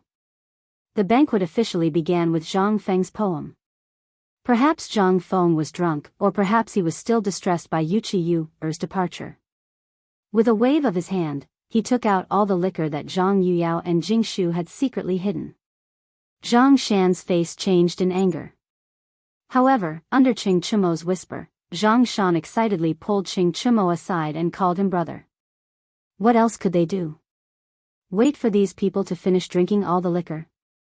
After 3 rounds of wine and 5 dishes. It wasn't until the gong sounded that everyone left resentfully. Most of the people stayed in Zhang Feng's villa. Anyway, there were plenty of rooms here. Even if 100 people stayed here, it would still be able to accommodate them. In Zhang Feng's living room, Li Yuan and Zhang Shan sat at the head of the table. Li Shimin, Wei Zheng, and the others sat below, slowly drinking tea. Zhang Yuyao and Jing Shu poured tea for everyone over and over again. Yu Shernan and the others nodded repeatedly. All right. In any case, the 2 of you are the mistresses of this courtyard. Just let the servants do this. Sit down, this old man has something to say. Li Yuan waved his hand and motioned for the 2 to sit down. Then, after looking around, Li Yuan said, "The housewarming of this courtyard is settled. Although it's a bit rushed, this is the residence of the 16th prince. We can't be too ostentatious. However, this house is already here." Zhang Feng said speechlessly, "Is my previous tavern not a home?" Li Yuan smiled disdainfully, "Look at which businessman lives in a tavern. You are a person of status. Don't you feel ashamed to let your 2 women suffer like this?" Hearing this, Zhang Feng could only surrender. Li Yuan continued, "So I've decided that when the academy opens, we will settle the marriage. This is also a status for Yuyao and Jing Shu. Otherwise, if you say you don't care, what will the world think?" Zhang Feng opened his mouth, but nothing came out in the end. "Fine. You have the final say." Li Yuan acted as if he didn't see Zhang Feng's unwillingness and said, "You 2 basically know about the academy's property. Last time when you went up the mountain, you should also understand the meaning." While speaking, Li Yuan looked meaningfully at the old scholar and said, "Brother Zihuai, don't you think so?" The old scholar didn't even lift his eyelids and just nodded. Fengzi's matter, he can decide on his own. But this cram school has no owner, so the old man thinks that we, as outsiders, should not get involved. After all, the young people are living their own lives. If we get involved too much, it will be beneath our status. The old scholar's words made Li Yuan's face sink slightly. Didn't this mean that he got involved in the matter between Zhang Feng and Wuxia Xianxia? The old elementary scholar really meant it that way. Although Zhang Feng was a rascal, he was shrewd. As for Wuxia Xianxia's matter, when he was at Cheng and University, he had inquired a lot. What kind of people were in Cheng and University? They were all stubborn people in Cheng and the second generation of officials in Cheng and they knew these things better than anyone. The reason why he didn't stand out clearly was that he wanted to see Zhang Feng's own opinion. He didn't want Zhang Feng to regret coming to his age. As for the poem just now, he naturally understood the meaning behind it. He changed the topic and asked, Fengzi, that poem just now, do you have a poem? Wan Qing. Without thinking, Zhang Feng recited the 5-character quatrain of the poet Saint Du Fu. The old scholar nodded his head and stroked his beard. Good poem. However, there are some things that should be done before it is too late. Once you miss out on something, you can only regret it for the rest of your life. Therefore, before you do anything, you must think carefully. Li Yuan couldn't help getting angrier. He said coldly, Brother Zihuai, please come into the room. The old man has something to say to you. After all, you are Fengzi's elder. Let's talk about this matter. Mr. Zhang, you don't mind, do you? How could Zhang Shan dare to mind? At this time, the coldness in the two's words made him tremble with fear. He nodded hurriedly. Zhang Feng opened his mouth, but in the end, under Li Shimon's signal, he sat down. When the two entered the room, Li Shimon said, It's getting late. I have to go back. I'll disturb you another day. While speaking, he left with Zhang Sun, Wu Go and Li Tai, who made faces at Zhang Feng. When Li Shimon left, Wei Zheng and others also hurriedly bid farewell. As for Yu Shinan and others, they just patted Zhang Feng's shoulder slowly and followed Zhang Shan to their guest room. At this time, in the living room, under the flickering lights, only Zhang Feng and the two girls were left. Both of them couldn't help but start to get nervous. This conversation was obviously targeted at them. Chapter 952. In the inner room. Behind the screen in the living room was Zhang Feng's study room. The study room was very large and was basically copied from Taiji Palace. At this time, on the soft couch in the study room, Li Yuan sat there lazily and squinted at the old scholar. The old scholar stood there with his hands behind his back without fear. Although there was a little dust and vegetable juice on the white robe, the old scholar still did not bend down to clean it. After looking for a moment, Li Yuan sighed and said, Brother Zihuai, how many years has it been? Do you still want to make things difficult for me? No, I just can't stand it. Old man has been upright and plain-spoken all his life. He can't stand people who want to meddle in everything. The old scholar retorted without mercy. Li Yuan seemed to have expected it. He smiled bitterly and said, I thought you had let it go. For more than 10 years, you were in a corner of Cheng and city and I was in a corner. How similar are we? But, I can see through it, why can't you see through it? Fengzi, the old scholar waved his hand and said, Don't involve Fengzi in this matter. Although I don't know what you are planning, if you dare to interfere in this matter, old man will tell Fengzi the truth even if he has to risk his life. The truth that the old scholar said was naturally the identity of Li Yuan and the others. Hearing this, Li Yuan really did not know what to say. After a moment of silence, he said, You also know that we have no evil intentions. The matter between Erlang and Fengzi, as well as all the things that have happened during this time, you must have seen them. I have long regarded Fengzi as a friend, as you when you were young, don't mention the past. The old scholar scolded angrily, which was rare for him. It seemed that he did not want to mention the past, which was like a nightmare. Li Yuan bitterly laughed, All right, since you're unwilling to mention it, then I won't say it. However, I presume that you also know about Miss Yu's matter.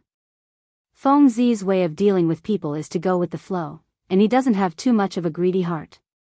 However, this Yu's heart for power is too heavy. If they walked together, the old scholar waved his hand. He also sighed and said, Uncle Li, I've said this before. Feng Zi can make his own decisions. If it weren't for you, he wouldn't have gone to Yangzhou, and Yang Guang wouldn't have. Don't tell me you want to repeat the same mistake. With this, Li Yuan finally shut his mouth. A pained expression appeared on his face. A moment later, Li Yuan said, I indeed did not consider the matter back then thoroughly. That is why I do not wish for Feng Zi to repeat my mistakes. Presumably, you have inquired about Yu's matter in the academy. You have always treated Feng Zi as your son. It is not appropriate for me to say much about this matter. However, let me remind you that although this matter does not seem to be a big matter now, the things that Feng Zi has grasped, once it falls into someone else's hands, even Erlang and I won't be able to protect it. Li Yuan did not lie. The things in Zhang Feng's head, anyone could think of, and there were even people who had always wanted to murder Zhang Feng. If it were not for the Chang and garrison waiting around, as well as Li Shimin and Li Yuan standing on the surface, Zhang Feng, but now, once this Wuxia got involved, everything would be hard to say. It was very likely that the network that Li Shimin, Li Yuan, and the others had woven to protect Zhang Feng would be completely broken. It was not that Li Yuan was not considerate. Zhang Feng was a lazy fellow who was used to going with the flow and was carefree. However, the old scholar said, have you ever thought about what is the most important thing for a woman, or a person, to protect themselves? Power. As well as a sense of security and a backer. Another example is a drowning person. What does he want the most? It is to get a life-saving straw. I know about Yu's matter. The reason why she is like this is because she wants to survive in the midst of a pack of wolves. It is impossible that you do not know about this matter. But what about you? You strongly rejected her as soon as you met her. Is this to protect her? This is to make her and Feng Zi feel guilty for the rest of their lives.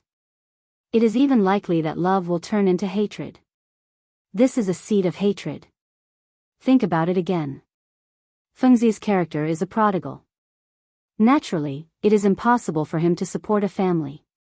What about Jingshu? Do you think she can play this family well? Can she let the Zhang mansion operate in this Chang and city with ease? Do you think Zhang Yuyao can do it? They may be good, but that is before you appeared. A family must need a good wife and a good mother to manage the house, but also needs someone good at business. You just said that Feng Zi's property is now all over the place, and there will be countless things in the future. Do you think a good person can bear a big family business? You are right. A gentleman is important, but a villain is also necessary, just like the situation in your family now. What is old Wei? What is old Sun?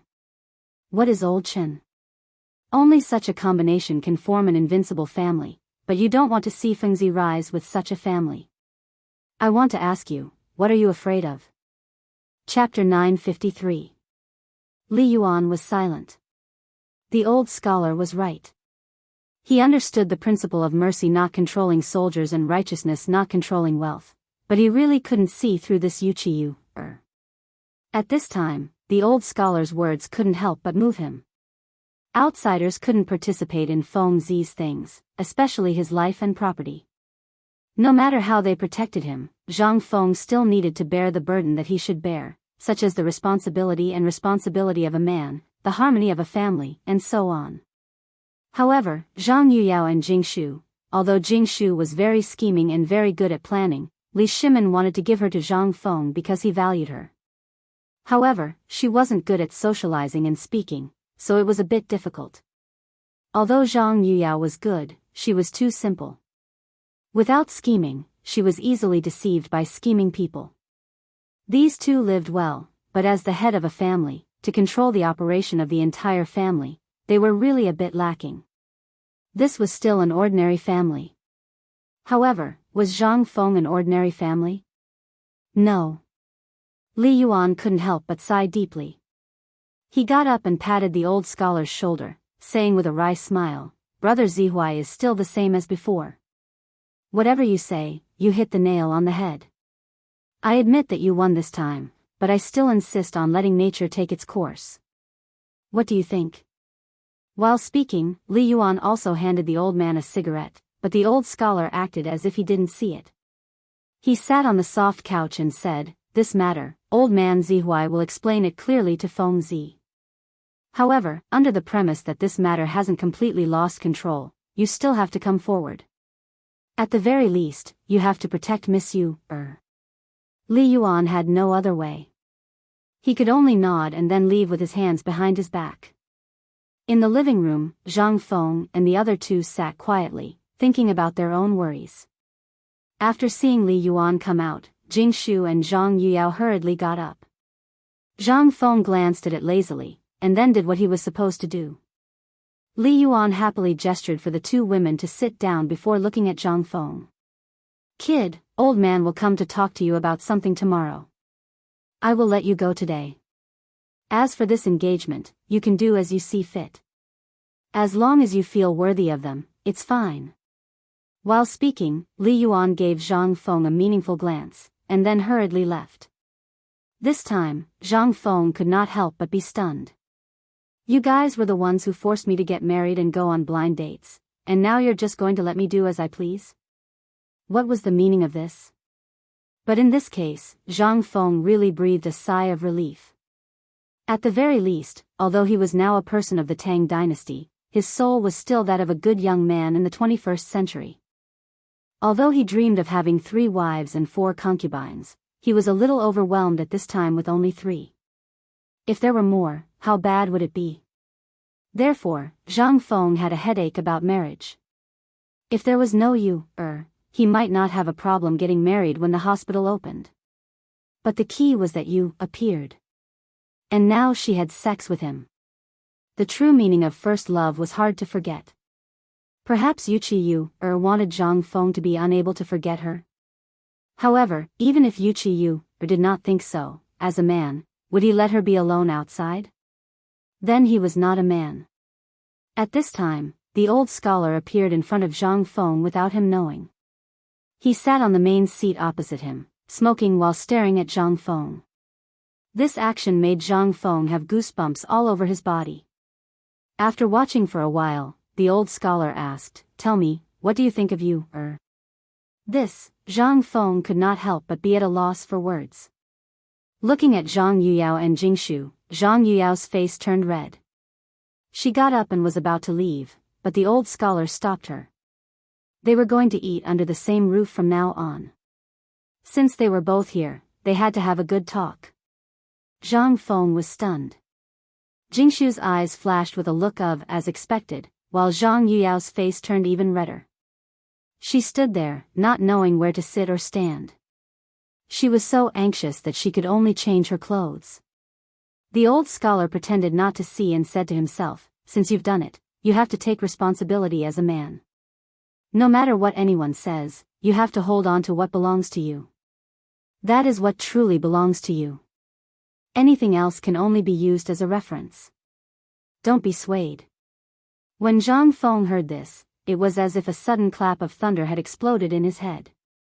He really did not realize that he had slowly started to pay attention to other people's feelings. He had even been led astray.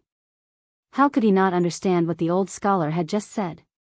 If Zhang Feng had to say it, he would have said it better than the old scholar. However, he had forgotten about this matter. Now that the old scholar had mentioned it, he suddenly came to his senses. "Old scholar, you are right. This matter is my fault." As he spoke, Zhang Feng smiled and grabbed Jingshu and Yuyao's hands. "Previously, I was shackled by some unwarranted things. Now that I think about it, it's really, but now that I've thought it through, don't worry. Once I'm done with my work, I'll definitely give you a wedding that you'll never forget. How about it?" Chapter 954. Yuqi Yu felt as if her entire body had been torn apart. However, the pain in her body made her feel a little sweet. However, the crack in her heart made her feel as if she had lost all her strength at this moment. She didn't know what she had done wrong. Why did the emperor and retired emperor reject her so much? Was it because of her face? Wuxia sat in front of her dressing table and stared at the beautiful face reflected in the bronze mirror. For the first time, she felt a sense of disgust. She had once been proud of this face, a face that could easily move through the many great clans of Jiangnan, but for the first time, she felt lost. She hated it. Wuxia sat in front of the mirror for an entire night. Early the next morning, a maid knocked on the door. Wuxia only reacted after a while. "Miss, it's time to leave, but there's someone at the door. He says he's looking for Miss Yu. He's from the palace." Wuxia turned around with some bitterness. She glanced at the door, then said indifferently, "Let him come." "Miss Yu, I'm here on retired emperor's orders." An old eunuch's voice sounded at the door. The moment the voice sounded, Wuxia froze. She had no choice but to hurriedly open the door and bow slightly to receive the order. The old eunuch was naturally one of Li Yuan's men. He glanced coldly at Wuxia, then said indifferently, "Retired emperor said to take care of yourself. He and his majesty will no longer interfere in the matter between you and Prince Zhang. However, you must remember not to implicate the Wuxia family." After saying that, the old eunuch looked meaningfully at Wuxia and said, "That's all. This is the result of His Majesty, retired emperor, and Her Majesty's discussion last night. I don't need to say anything more about Prince Zhang's matter, do I?" Seeing that Wuxia didn't speak, the old eunuch continued, "I'll give you a word of advice. If you want to stay, don't think too much. Prince Zhang is the most awesome death exemption gold medallion. Do your wife's affairs well and manage the household and property is the right path. Do you understand what I mean?" Wuxia's face was already covered in tears. She was pleasantly surprised, but more than that, she was at a loss. The old eunuch glanced at Wuxia, then slowly walked away. After he left, the servant girl happily helped Wuxia up. "Miss, you don't have to leave." "There's no need to leave." Was there really no need to leave? Wuxia turned her head and looked at the poem that Li Qingxian had personally delivered to her on the dressing table. She couldn't help but be at a loss. She had indeed thought about scheming before, but after thinking about it for the entire night, she understood a lot even though she was still unwilling to give up. So what if he had immense power? So what if he had the power to overturn the world? She was a woman, and all she needed was a safe harbor, a man who truly loved and cared for her. Before last night, she didn't understand. She couldn't tell if Zhang Feng really liked her, but now both the emperor and the retired emperor had taken a step back. It seemed like this was what Zhang Feng had fought for last night. This man, was it worth it?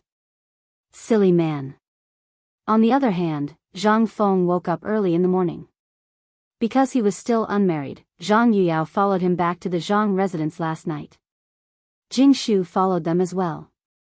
Being smart, she didn't say anything about what she had seen. Zhang Feng was so touched that he couldn't wait to take her on the spot last night. But this was how it was in this dynasty. If unmarried people did things, they would be punished. If it was a light punishment, they would be beaten. If it was a heavy punishment, they would be locked up in a water dungeon for a year. If one could survive a year in that stinking ditch, they would be considered amazing if they could even stand up. That was why the water dungeon of the Tang dynasty was the most terrifying existence. They wouldn't beat or scold you, and you would eat and drink 3 meals a day. There would be meat and wine, but if you wanted to poop, you would have to do it in the water. If you wanted to sleep, then you would have to soak in the water. In the water prison, you wouldn't be thrown into the water. Instead, this prison cell was the same as a normal prison cell, except that it was built in a smelly ditch. If you were lucky, you could sleep on the bed even if the quilt on the bed was wet during a drought. However, if you were unlucky, you could sleep on the water bed when it rained. In less than a month, even if you didn't freeze to death, you would be killed. But there was a doctor here. As long as you had a headache or fever, he would do his best to treat you. This was the most nerve-wracking part. At the thought of the water dungeon, Zhang Feng couldn't help but shiver. Pushing open the door, a maid hurriedly helped Zhang Feng wash up and tidied up his hair. Zhang Feng moved his arms and looked around the courtyard. Along the way, 2 little maids followed him closely. Zhang Feng waited until there was no one around before he glared at the 2 maids and said, "Immediately prepare a sedan chair for me to go to the city gate." The maids were stunned. But this was the master's order. They didn't dare to disobey. They hurriedly went to prepare. But at this moment, the servant at the door hurriedly reported, "Master, Master Li has come to visit. He is already waiting in the living room." Zhang Feng frowned. "Master Li? Which Master Li?" "It's a head full of white hair." Before the servant finished speaking, Zhang Feng instantly understood. He hurriedly left the servant and went to the living room. But at this moment, at the city gate of Chang'an City, a long line of carriages with no end in sight was slowly approaching. After the leader of the group handed over a document, the guard was shocked by the goods. He asked, "Are you sure these carriages are filled with tobacco? Are they for the Chancellor of White Deer College, Prince Zhang?" Chapter 955. In Zhang Feng's living room, Li Yuan was lying on Zhang Feng's tiger skin recliner, smoking leisurely and playing with Zhang Feng's small wine jug. Seeing Zhang Feng come in, he took the opportunity to put Zhang Feng's wine jug into his arms, which made Zhang Feng want to hit him. Why is Lao Tzu like this, and his son like this? As expected of his biological son. Zhang Feng pretended not to see it. Anyway, this thing can be mass-produced now. If he likes it, I'll just give it to him. As soon as he entered the door, Li Yuan laughed and said, "I didn't expect you to wake up early today. Why can't you sleep because of your little lover?" Zhang Feng asked calmly, "What little lover? Don't talk nonsense. By the way, why are you looking for me today? I'm still busy. Are you interested in the Dongdu?" Li Yuan smiled faintly, and a strange look flashed in his eyes. He asked, "What do you think of the Dongdu?" Zhang Feng didn't know what was wrong with the old man today. He actually learned from Lao Li and asked this kind of thing that could cause him to lose his head. But looking at the origin of this courtyard, Zhang Feng made a gesture of silence this time. After dismissing all the servants, he said, "Old man, did you take the wrong medicine this early in the morning? This matter is not something we can inquire about." Li Yuan asked subconsciously, "Why can't I inquire about it? Isn't this related to my house? What's wrong with asking? And this is where the 16th prince's house is. The information is tight here. Tell me about it. I also have an idea in my heart." Zhang Feng was very unhappy. This matter, although it was really nothing. But to rashly comment on the Dongdu, that was a serious crime. After all, this was the rules set by the retired emperor. But seeing old man Li pestering, Zhang Feng said helplessly, "Okay, don't worry, let's talk about it slowly, okay?" Hearing this, Li Yuan was willing to do it. "At least you know your place. Tell me, should the eastern capital be repaired?" Zhang Feng lit a cigarette and searched his mind for a long time about Dongdu, from the Han dynasty to the fall of the Tang dynasty. Then, he asked, "Grandpa, let me ask you first. Do you think Dongdu should be repaired or not?" This time, Li Yuan asked. He pointed at himself and shook his head, "You brat, aren't I asking you? Tell me what you think first." Zhang Feng rolled his eyes and sat down on the chair with his legs dangling in the air. He drank tea from the teapot and said, "Actually, without the Yellow River as a natural barrier, there would be no need to build the Dongdu.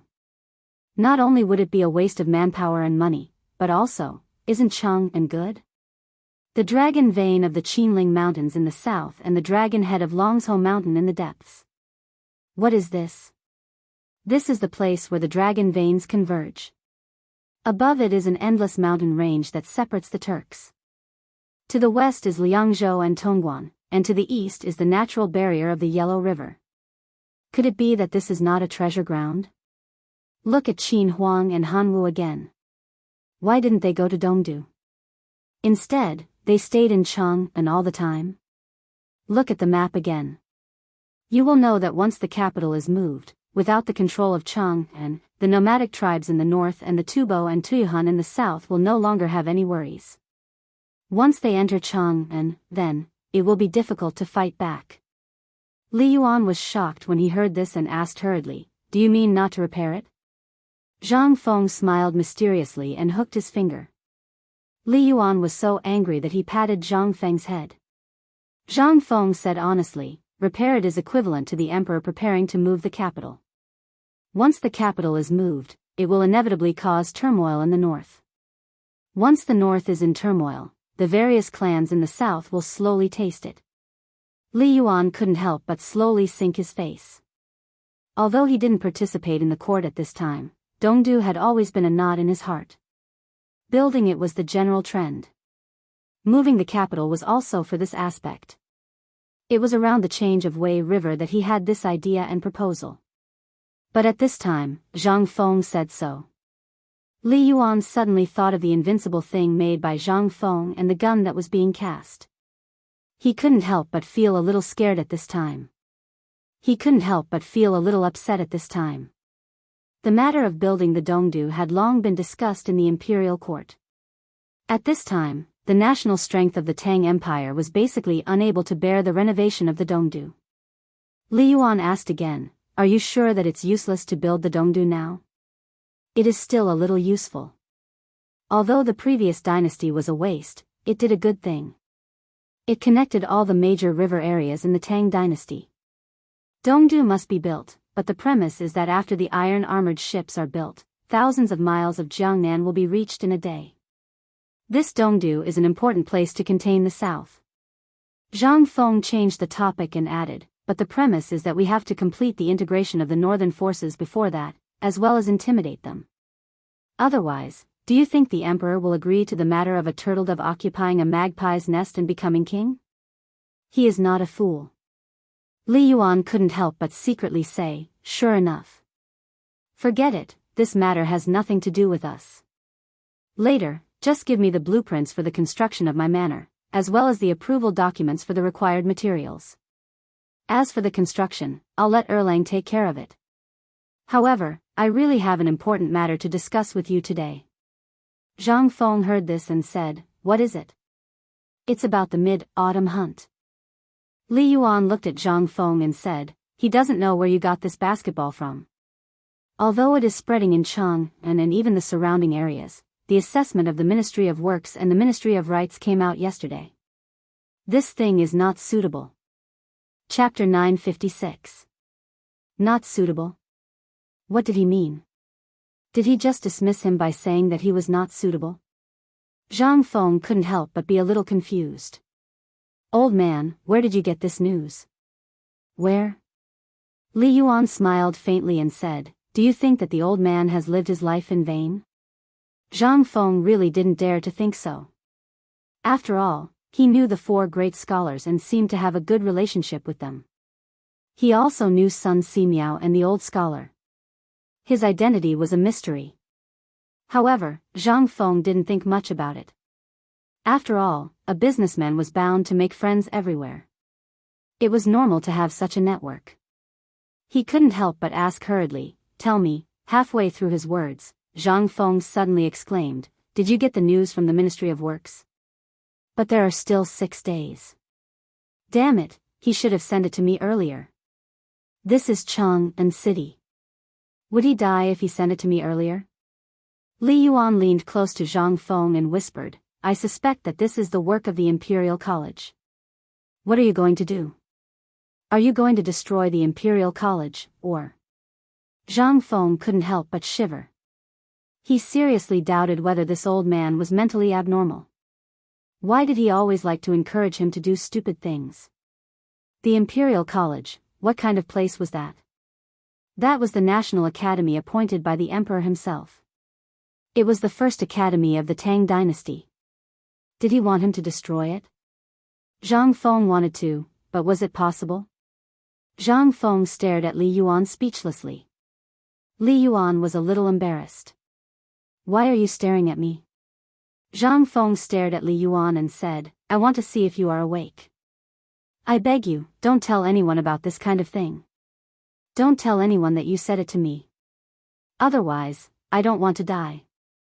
Was it so terrible? Li Yuan sighed. Forget it, forget it. Let's not talk about this. I heard that there were people from the Ministry of Works, the Ministry of Rights, and the Ministry of Appointments. After hearing about this basketball, they felt that it was new and tried it out. In the end, several of them had their bones broken and are still lying in bed. Zhang Feng's eyes turned green when he heard that. He asked in a trembling voice, "May I ask, do they know the rules of basketball? Don't tell me they're using kuja to play basketball. What's the difference?" Li Yuan retorted. This time, Zhang Feng was stumped. He fiercely rubbed his face and pointed to the door. Don't you know that I have pasted a notice on every basketball court? Could it be that they didn't even take a look? Didn't anyone teach them how to play basketball? Didn't you tell them that I use my hands to shoot the basketball? Oh my God, what did I, Zhang Feng, do wrong? F*ck his mother. At this moment, Ma Zhou rushed into the study with an innocent face. Without waiting for him to salute, Zhang Feng asked speechlessly, "Aren't you practicing? What's going on? Why don't you stay on the mountain? Are you here to be scolded?" Okay. Can't we talk nicely?" Li Yuan hurriedly persuaded Zhang Feng. Then, he looked at Ma Zhou and asked, "Tell me, what's going on?" Ma Zhou was a little confused.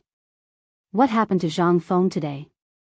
He glanced at Li Yuan timidly, then looked at Zhang Feng and said, "It's like this. This morning, before the morning exercise, Qiantinyu and the others played basketball in front of all the students. As a result, as they played, they started to hit people. In the end, they even hit people. They were seen by Mr. Bosher. Mr. Bosher asked me to call you up the mountain to discuss. The basketball stopped. If this goes on, something will happen." Hearing this, Zhang Feng's blood pressure shot up with a whoosh. Okay. Mother ***, you can't change your bad habit, right? You like to hit people, right? Okay, Lao Tzu is going to get rugby now. Everyone put on a protective suit. I'll let you hit people." Zhang Feng left angrily as he spoke. Mother ***, I can't live anymore. I just got the news that this damn Imperial College is causing trouble. I haven't thought of a solution yet. Mother ***, something happened here. There are still 5 days. How is this enough? What can it do? You have no place to vent your strength, right? You like to pretend to hit people, right? Okay. This time, Lao Tzu will let you hit people properly. Anyway, although Lao Tzu doesn't know much about rugby, he can still teach you, this group of rookies. It's still not too late. Didn't the people from the Ministry of Rights and Ministry of Works say that basketball is bad? Okay, Lao Tzu will let you hit people properly." Zhang Feng left angrily. Only Ma Zhou and Li Yuan were left staring blankly at each other. After a while, Li Yuan cried out in his heart. This grandson probably thought of some evil move again. Li Yuan couldn't help but slap his thigh and say, "Oh no, Ma Zhou, right? Quickly go back to Shaoshan and inform Mr. Bosher about this. Leave this to me." As Li Yuan spoke, he hurriedly left the living room. Ma Zhou was also stunned for a few breaths. Only then did he react and run out of the door. After knowing this, the maid who was called by Zhang Feng to prepare the carriage stared blankly at the 3 people who ran out of the courtyard. She couldn't help but be dumbfounded. What's going on? The carriage is already prepared. Do you still want it? Chapter 957. Zhang Feng was really angry about this. If the people from the Ministry of Works and Ministry of Rights were conspiring, then what happened next was not a conspiracy. It was ***King failure. They were already bullying him. **King failed to live up to his expectations and only knew how to act cool all the time. Zhang Feng was furious. He wished he could just ask Qiantinyu to get lost. He was bad at everything, but he was the #1 troublemaker. Just like that, Zhang Feng went out of the villa and got into the horse carriage at the entrance. He pointed at Tonghui Lane and the horse carriage sped away. Jingshu's ability and foresight were still very unique. These servants were all carefully selected by Jingshu in Chang'an City. Although Zhang Feng did not know how many of them were bought from human traffickers, at least the sturdy bodies of the gatekeepers at the entrance were quite intimidating. In addition, the coachman was not bad. Although Chang'an City was not open for the morning market yet, there were many people on the streets. Most of them were shouting and fighting on the basketball court. For a ball, some people were fighting, some were even cursing. There were people from young to old. Damn it, there was not a single good person. From the bottom of their bones, they were that kind of reckless. They only knew how to hit people or talk with their fists. Although this kind of fierce atmosphere was inherited from the Qin and Han dynasties, Zhang Feng could not be bothered to do anything about it. After all, there was a reason why the national football team was so lazy. However, basketball was played with the hands. If it was just 1 or 2 fouls, Zhang Feng would be able to treat him as a weirdo. However, the big words on the backboard and the text explained that basketball was played with the hands. Using the feet was considered a foul. However, along the way, Zhang Feng saw people who listened to him. However, not everyone was like that. Zhang Feng passed by 5 streets. On these 5 streets, he saw some people who were relatively gentle and thin. They still did things according to the rules. Zhang Feng could not help but wipe away the urge to abolish basketball in his heart. As long as there were people, there was hope. It was just that everyone had not changed their habits. At this moment, one side of Tonghui Lane was shrouded in a layer of gray smoke. This kind of smoke was somewhat choking, somewhat pungent, and made one's chest feel stuffy. Evidently, it was coming from the chimney of the cowhide ovens where rubber was being boiled.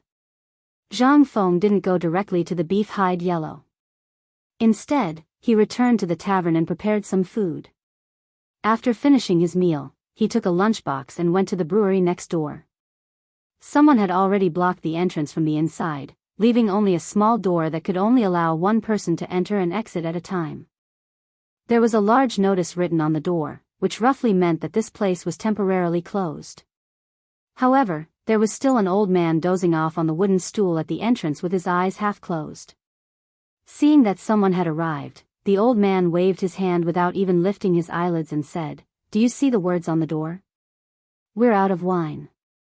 We'll come back after the new year." "Old man, it's me, Zhang Feng," Zhang Feng said with a slight smile. When the old man heard that it was Zhang Feng, he suddenly woke up. He squinted his eyes for a long time before slapping his thigh and wanting to stand up. However, he was pressed to the ground by Zhang Feng. Slow down. You'll hurt yourself if you stand up like this." The old man was so excited that his dry lips couldn't stop trembling. "Prince Zhang, why are you here? If you're coming, you should have sent someone to inform me first so that I can tidy up." Zhang Feng didn't argue with the old man. He pointed to the door and said, "This place is pretty good, but it's a little too obvious." The old man clearly didn't understand Zhang Feng's words. Zhang Feng was too lazy to explain. He pointed to the door. The old man suddenly slapped his thigh and shouted, old ding, open the door. Prince Zhang is here." 2 exclamations rang out from inside, followed by a series of clanging sounds. Then, the tightly shut door was slowly opened from the inside. After the 2 old men inside confirmed that it was Zhang Feng, they hurriedly bowed down to Zhang Feng. Zhang Feng talked for a long time before the 3 old men allowed him to enter the house. As soon as he entered the yard, Zhang Feng smelled something. "Has the thing I mentioned before sprouted?" Hearing this, the 3 old men pulled Zhang Feng to the side of the wooden trough as if they were presenting a treasure. They carefully removed the quilt covering it. The moment the quilt was removed, rows of tender yellow potato sprouts that had just drilled out of the soil were reflected in Zhang Feng's eyes. Seeing this, Zhang Feng couldn't help but give the three old men a thumbs up. Good, it's really good. When the three old men heard this, they grinned like a child. Is this thing done? Zhang Feng nodded and then shook his head. I don't know, but this is only the first step. I'll give you a task now. Remember it. The three old men were refreshed. Prince Zhang, even if you want us to pour our blood on it, as long as you don't think our blood is dirty, we won't complain. Zhang Feng was shocked. He waved his hand repeatedly and said, Who said that? You don't have to do that. What I mean is that I have a villa in the residence of the 16 kings. It's not safe to leave this thing outside. I plan to find some people to move this thing into the house. You just have to follow the method of this stove and get someone to create an environment that is exactly the same as this one within today. As for the materials, you can ask the old village chief for them. Chapter 958. The three old men had heard about this at the door yesterday. For old men like them who were lying on the ground waiting for death, it was already a great favor for Zhang Feng to give them a mouthful of food. Not to mention that the task given to them at this time was so simple. They actually had wine and meat every day. Even if they had lived for most of their lives, they dared not imagine such a life. But in the end, they could actually have such a good life every day. But now? Zhang Feng actually asked them to live in the residence of the 16th prince? What was that place? That was the most prosperous and enviable place in the whole Chang and city, except for the imperial palace. How could they live there? Zhang Feng ignored the three old men's nagging and refusal. He pointed to the tender seedlings in the wooden trough and said, These things are cultivated by you. Do you have the heart to give them to those who don't know anything and let them spoil them? This is my painstaking effort. You also know that this is Zhang Feng's big secret. Are you not going to help me? While speaking, Zhang Feng flicked his sleeves angrily and said, Think about it carefully. If you want to go to the old village head or go to Chang and University to find Lao Xiao and ask him to send someone to carry this thing. If you don't want to go, just tell Niu Pai Huang. After Zhang Feng finished speaking, he left. Only the three old men were left in a daze, with tears running down their faces. The potato seedlings sprouted. Zhang Feng was happy and worried at the same time.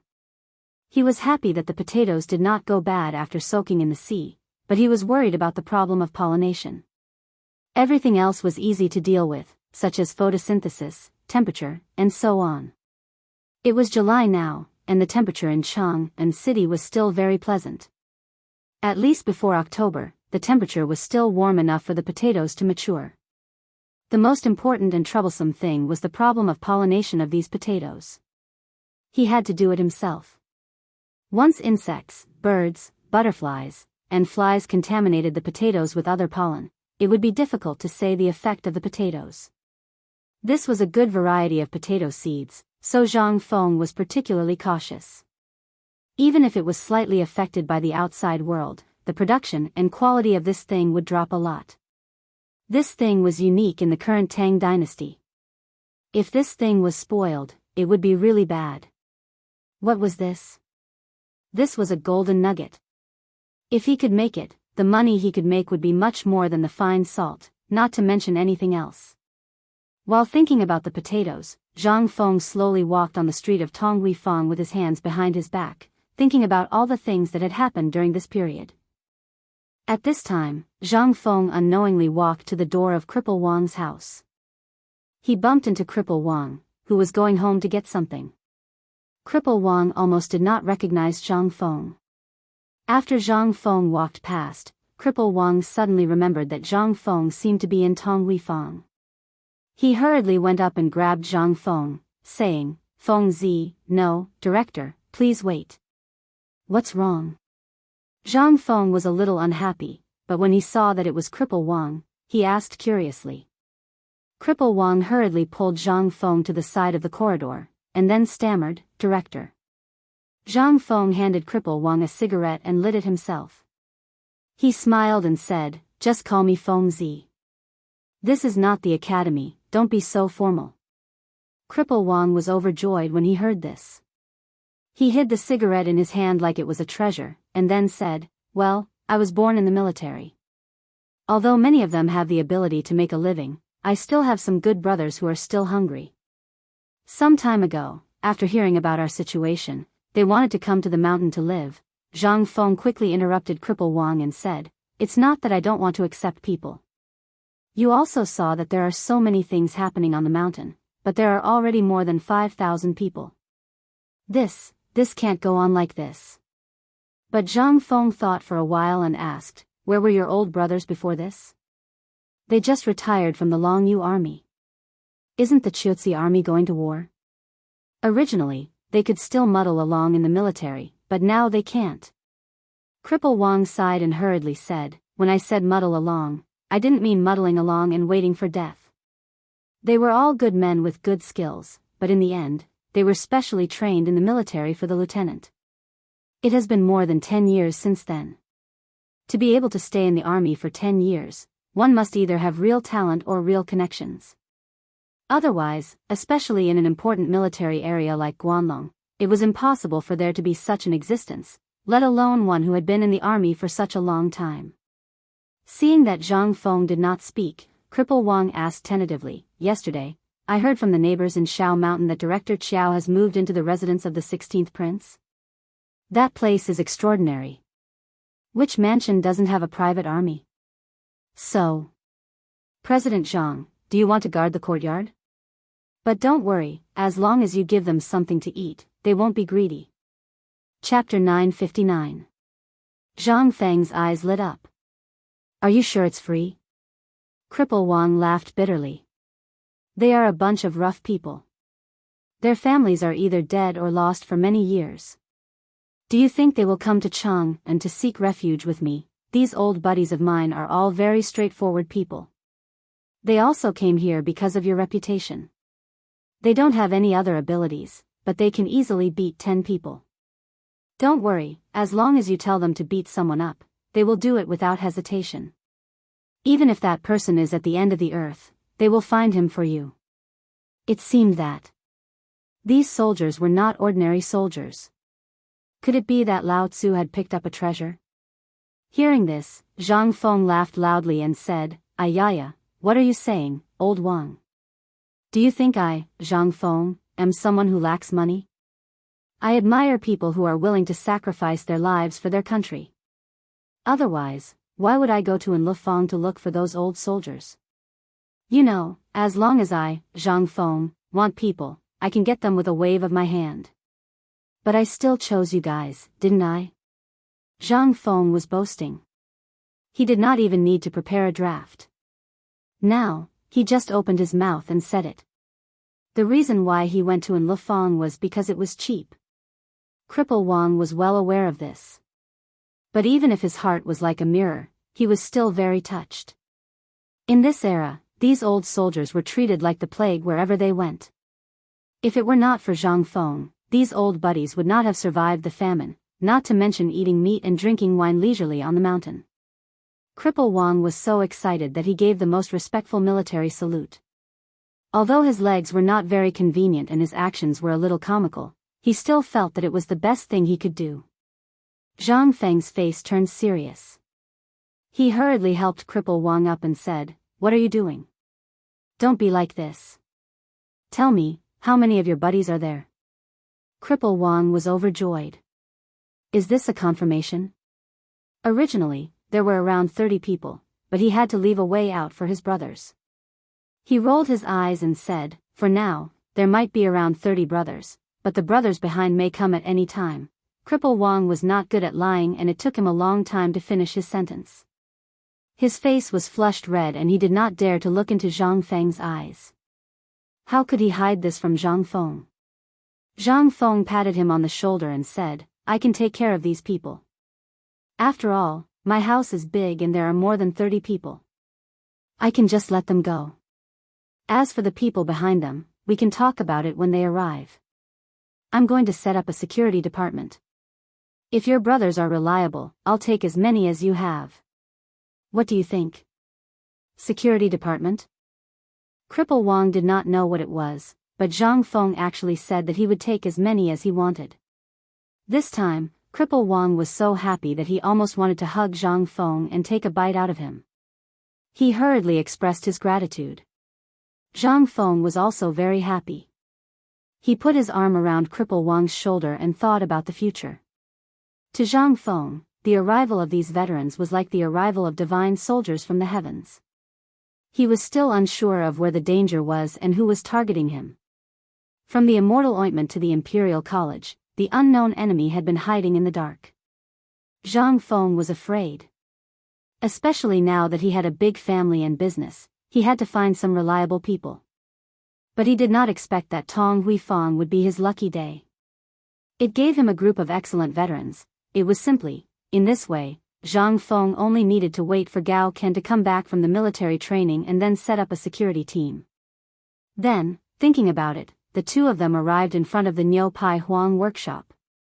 Without waiting for Zhang Feng to shout, Cripple Wang shouted at the top of his voice, "Niu Pai Huang, young Master Zhang is here." This shout was incredible. Originally, in the workshop, Niu Pai Huang was holding a small teapot and walking with his head held high as he reprimanded his disciples. However, when the words "young Master Zhang" came out, Niu Pai Huang instinctively returned to his original form. He hurriedly turned around and after seeing Zhang Feng, he ran out with a salivating face. "Prince Zhang is here? I was wondering why K-Air was pooping on my head today. So it is Prince Zhang who has graced us with his presence." Zhang Feng's face stiffened. He was too lazy to talk nonsense. He waved his hand and said, Okay. Immediately arrange some people for me. I want to make a new toy." Niu Pai Huang heard this and his eyes lit up. "Prince Zhang, you don't want to make basketball anymore?" "Yes, I still want to make basketball. But this new toy must be made by today." "Forget it, I will tell you. You make it. It will be faster this way." Zhang Feng was too lazy to talk nonsense. He waved his hand and was about to roll up his sleeves when Cripple Wang was stunned. He asked, "Fengzi, then what should I do?" You came at the right time. Immediately weave a basket for me. It will look like an egg with two pointed ends. It will be the same size as a basketball. It will look like a stretched ball." Zhang Feng pointed to a basketball with a leather cover on the table and said. Hearing this, Cripple Wang was overjoyed. He hurriedly rummaged through the workshop and finally found a green bamboo in the stove. He squatted in front of the stove and began to weave the bamboo strips. Zhang Feng also began to draw a blueprint in a hurry. When the blueprint was completed, Zhang Feng handed it to Niu Pai Huang. He said, "This is for you. You must make it for me before tonight. Is that okay?" Niu Pai Huang looked at the blueprint and then looked at the blueprint for Cripple Wang. He gritted his teeth and said, "If you are in a hurry, 2 hours. I can make it for you in 2 hours." Chapter 960. At this moment, in Chang'an City, everyone was shocked to find a strange thing. Carts full of goods were pouring into Chang'an City from outside the city. These barbarian merchants, who smelled like a fox, were actually asking about Prince Zhang all over the world. But if you asked for his name, the person would be very confused and ask you, "Isn't his name Prince Zhang?" The guards at the gate of Chang'an City found that something was wrong. At first, they thought it was a normal business activity, but they didn't expect that there were more and more people in the convoy. In the end, these people's carriages directly occupied the main traffic road of Chang'an City. At this time, the city guard couldn't sit still. He hurriedly rode out of the city and saw the dense convoy outside the suspension bridge outside the city. In an instant, his legs went soft. What were they doing? There were so many things. What were they doing?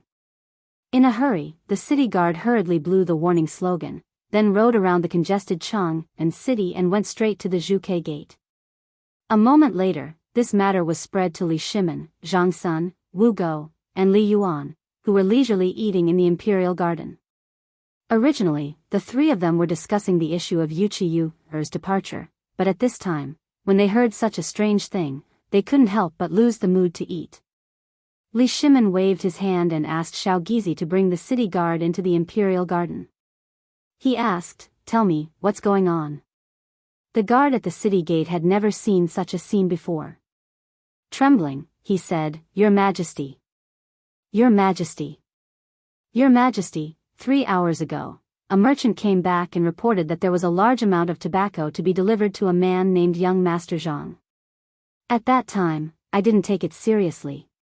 But now, 3 hours have passed and the main streets of Cheng and have been filled with this group of people.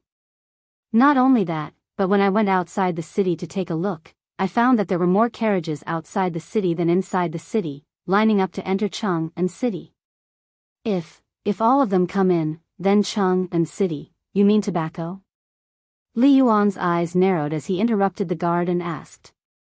When the guard heard this, he trembled all over and hurriedly knelt on the ground and said, replying to Your Majesty, it's tobacco. They said it's tobacco, but this lowly one has checked every cart. All of them are a type of grass with an unpleasant smell. Moreover, they look like withered leaves. This lowly one feels that something is wrong. Who would spend money to buy so many leaves? This is simply an idiot, there's a problem. Li Yuan, Li Shimin, Zhang Sun, and Wu Go looked at each other.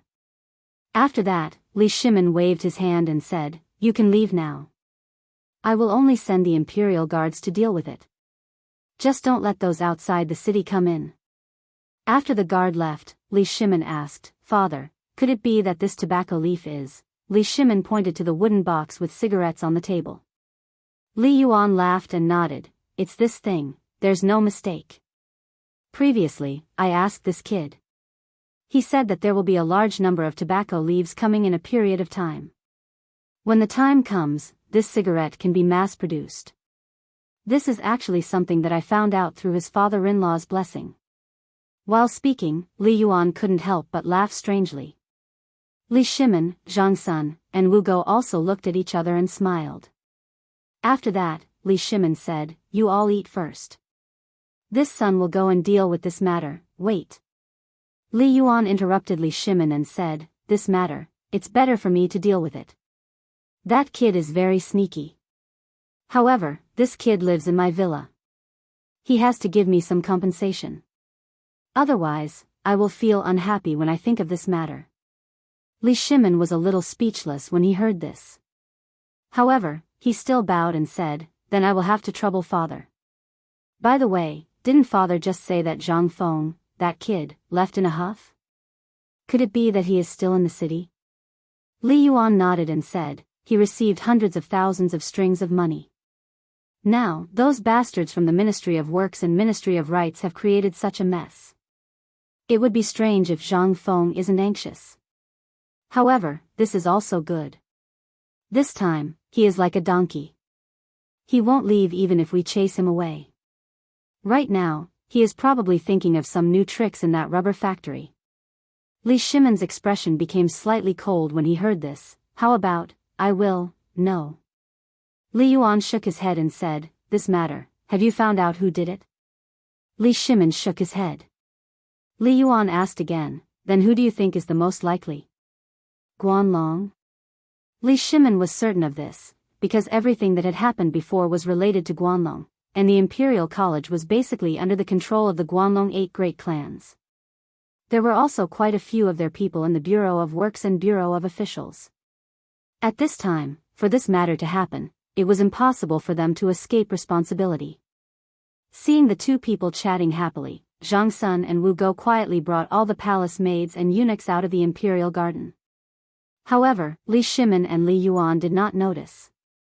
While Li Yuan smoked, he shook the wine pot that he extorted from Zhang Feng and said, "You are right.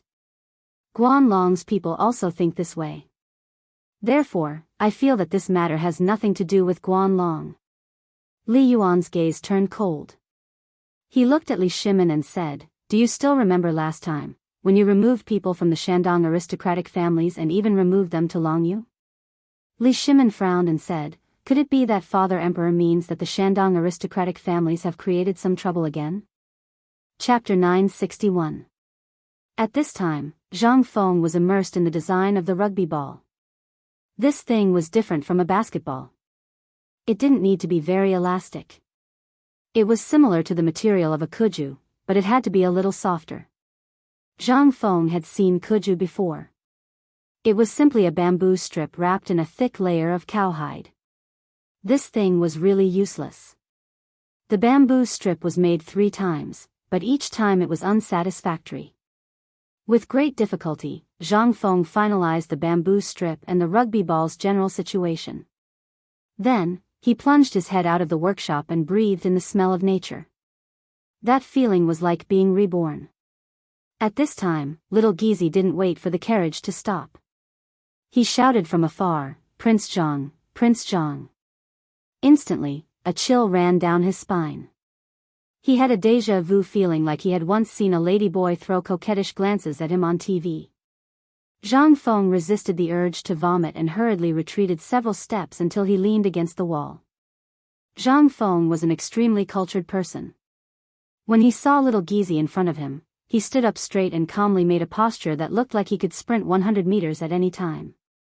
He asked, "Isn't this Gizi? It's rare to see you come alone." After all, little Gizi was used to seeing all kinds of people around Li Shimin. When he saw Zhang Feng like this, he was a little surprised, but still said, "Prince Zhang, what are you talking about? The things I do, even if I add up 8 lifetimes together, are not enough for Prince Zhang." Zhang Feng was too lazy to talk to him. The key point was that he couldn't resist the feminine voice. He asked bluntly, "Did something happen to Lao Li?" If Lao Li hadn't sent him here, Zhang Feng wouldn't have believed that he would come looking for him even if he was beaten to death. Xiao Gizi coughed and looked at Zhang Feng meaningfully, which made Zhang Feng's hair stand on end. Xiao Gizi said slowly, "Does Prince Zhang not know what happened in Chang'an City today?" "What do I know?" Zhang Feng was a little confused. It seems that Prince Zhang really doesn't know.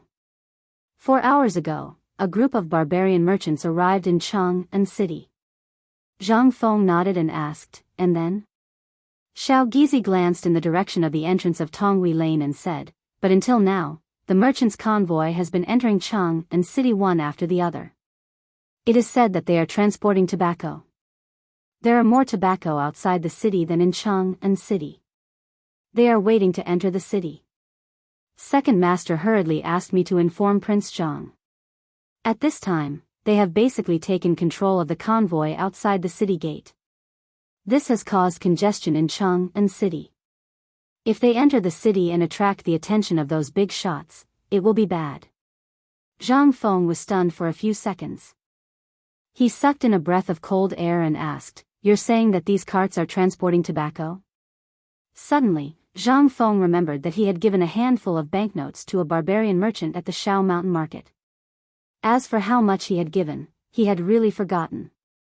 He had only told him to buy as much as he could according to the amount of banknotes. Zhang Feng couldn't help but ask hurriedly, "Do you know how many carts of tobacco there are now?" "Who knows? But won't you know if you go and take a look?" Xiao Gizi spread out his hands and said, "Old Master Li also knows about this. He is now waiting for you in your house."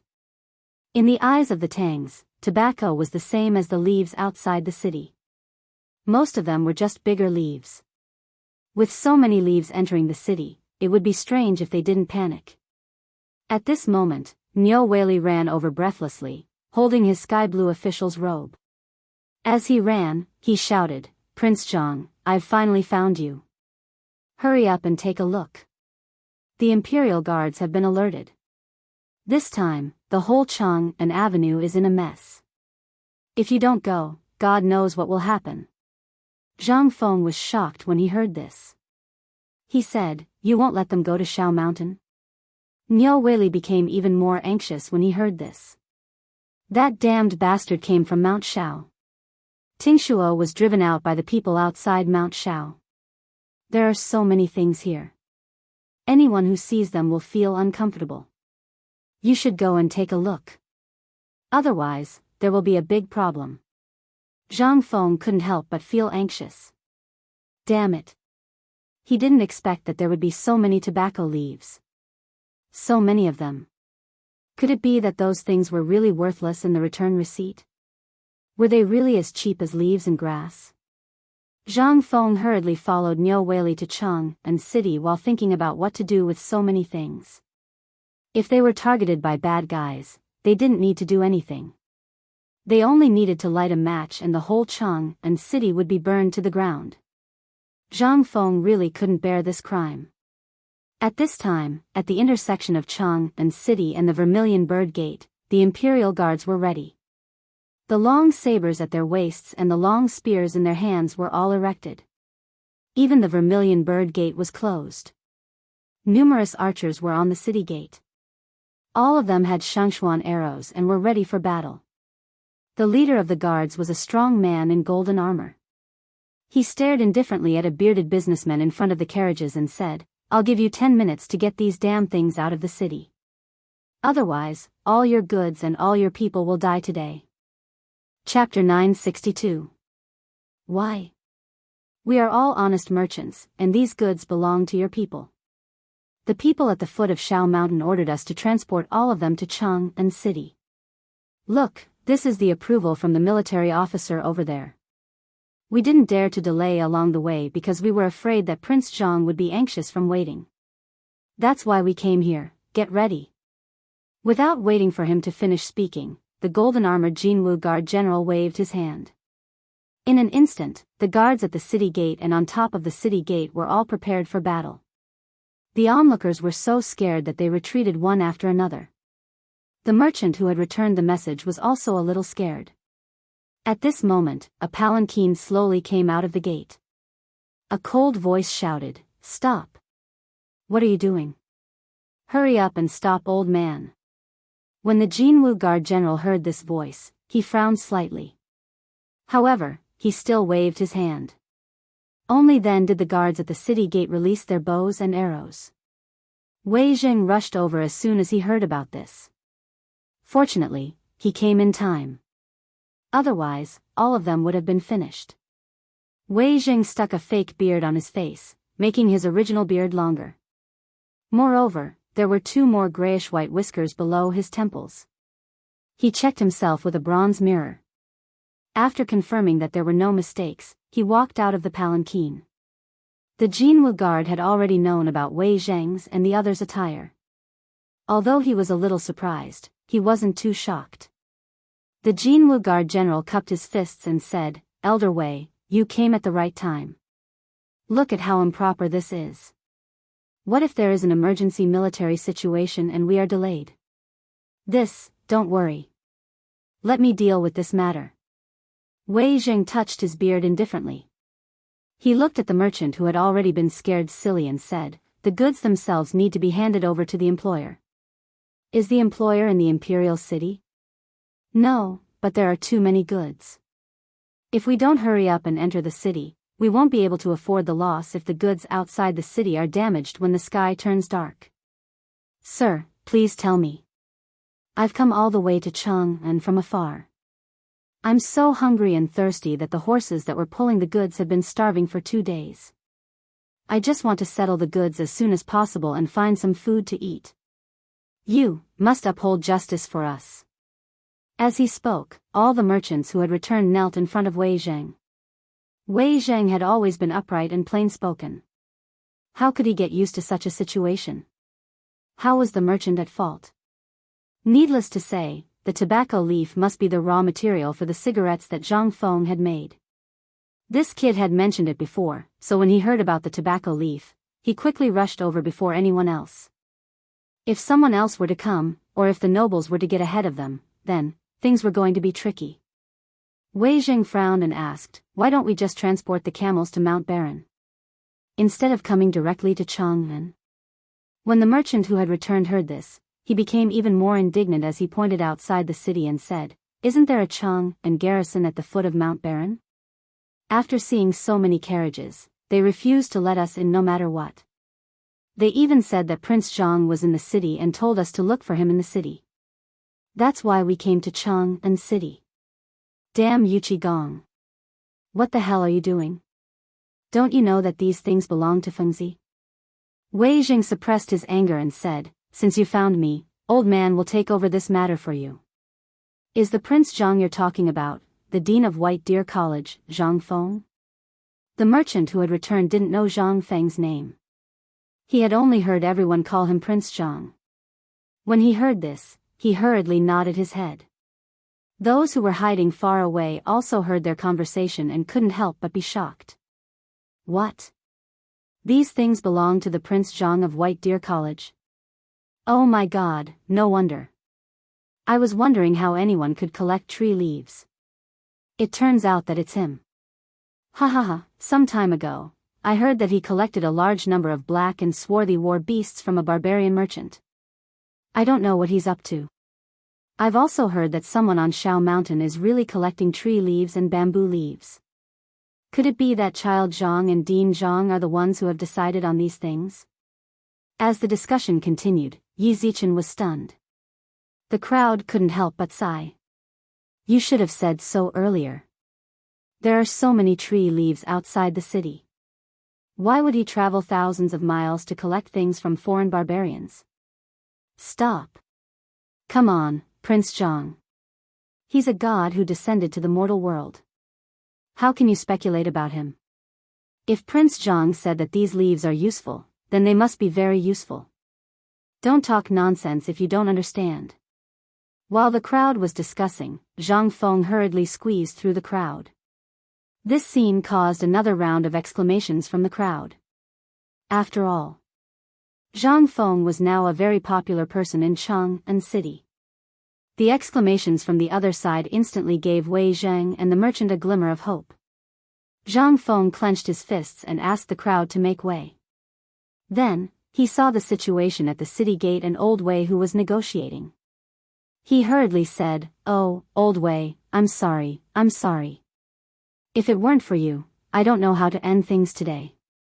Then Zhang Feng took out a bamboo tube and handed it to the guard in golden armor. The guard glanced at it and saw that it was actually that kind of cigarette. He couldn't help but raise his eyebrows. He didn't know whether to accept it or not. Zhang Feng ignored him and said, "Oh, soldier, this is all a misunderstanding. Please calm down.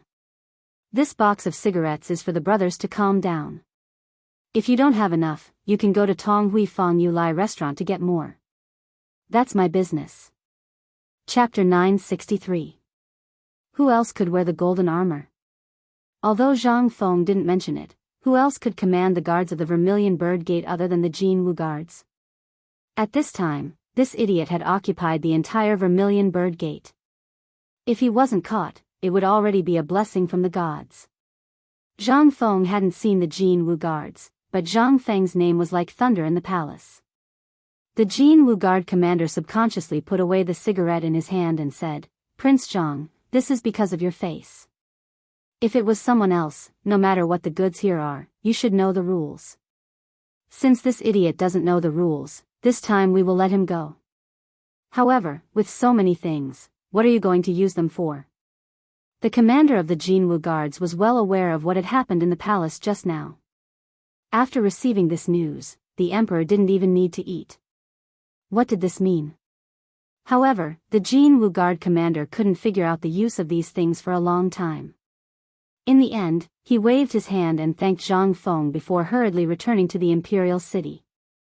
After he left, Zhang Feng's mind became active, and the courage of the people present finally grew. When Zhang Feng and Wei Zhang were about to speak, the merchant interrupted the two and said gratefully, "Prince Zhang, it's all thanks to you. If it weren't for you, I would have really caused a disaster. However, these things are really urgent. Originally, these things weren't worth much, but the autumn rain is coming. As the saying goes, autumn rain is as precious as oil. Once I return, I will desperately buy these leaves. I can only tell you that there are less than half of the tobacco leaves here, and there are more. If we don't transport them quickly, they will rot in the ground or be burned into fertilizer by those damn people." Zhang Feng hurriedly interrupted the merchant and said, "I didn't make it clear before. How about this? You take these things to Mount Shao immediately. I'll ask someone to take you there later." Before Zhang Feng finished, Wei Zhang patted Zhang Feng's shoulder and said, "Master Li is waiting for you. Let's wait for a while." It's not urgent to bring so many things to Shao Mountain. We'd better go and discuss a proper way. Why was everyone talking about the old man? This old man was simply everywhere he could earn money. Zhang Feng was furious. However, he still admitted defeat. Well, wait a minute. Ask your worker to go to a restaurant with the words Chang, an academy on the signboard. I'll pay for the meal. You just need to tell him. How about that? While speaking, Zhang Feng and Wei Zheng both got into Wei Zheng's sedan and hurriedly left. It was the first time for Zhang Feng to sit in Wei Zheng's sedan. The sedan was very large and spacious. Two people sitting side by side didn't feel crowded at all. In the middle of the sedan, there was a wooden table fixed on the floor of the sedan. There was a bronze mirror on it. At this moment, Zhang Feng's interest was greatly aroused. Tut, tut, tut. Old Wei, I didn't expect you to use a mirror. Wei Zheng blushed. He just hurriedly hid the official robe and didn't put away the mirror. However, who was Wei Zheng? He laughed and said, I forgot to put it away when I was growing my beard. Let's not talk about this. Don't tell me these tobacco leaves are the raw material for making cigarettes? Yes, yes. You don't believe me? Zhang Feng spread his hands and pointed to the cigarettes on the table. He said, if you don't believe me, you can smell this and the tobacco leaves.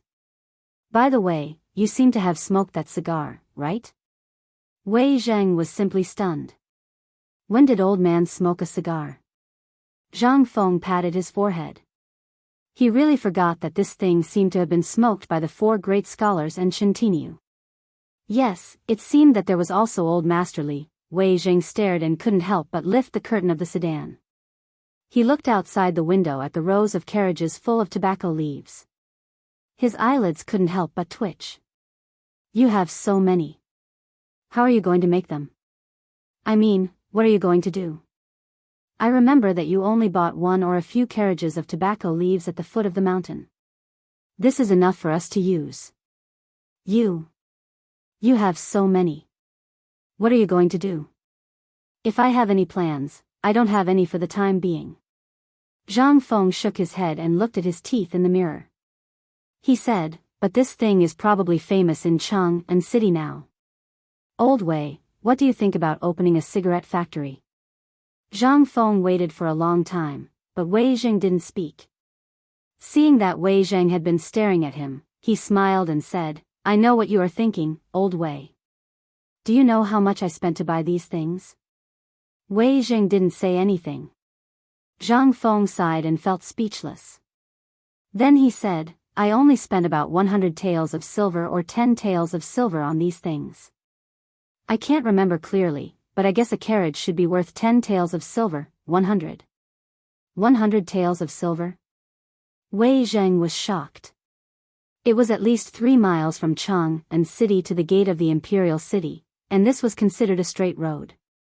Even if the carriage covered an area of 10 feet, from here to the gate, and then there were the streets and alleys, and counting the distance of 3 miles, how many carriages would it be if a carriage was worth 10 taels of tobacco leaves? Hundreds of carriages? What about outside the city? Wouldn't it be thousands of carriages? Even if it was 1,000 carriages and 10,000 strings of cash, it was only 10 taels of silver. That was to say, if he calculated correctly, there were more tobacco leaves with the 100 taels of silver? Wei Zheng remembered that the businessman just said there were more tobacco leaves. He couldn't help but be even more shocked. How much did this kid buy? How much did he spend? Zhang Feng smiled and looked at the shocked Wei Zheng. He patted him on the shoulder. Then the dizzy Wei Zheng followed Zhang Feng out of the sedan and entered the villa. As soon as he entered the villa, Zhang Feng saw Li Yuan practicing 5 animal frolics in the courtyard.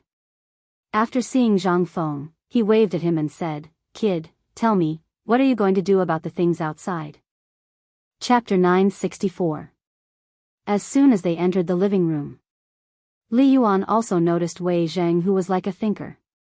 He ignored him and looked at Zhang Feng and asked, those tobacco leaves are the main raw material for this thing, right?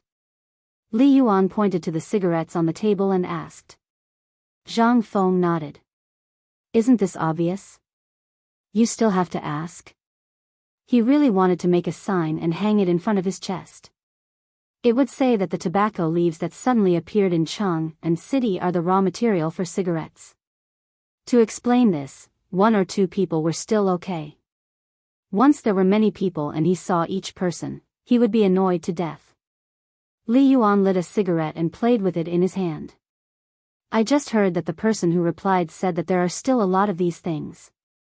Where are the people who are planning to use them to fertilize the land? Don't you plan to get some seeds and plant them yourself?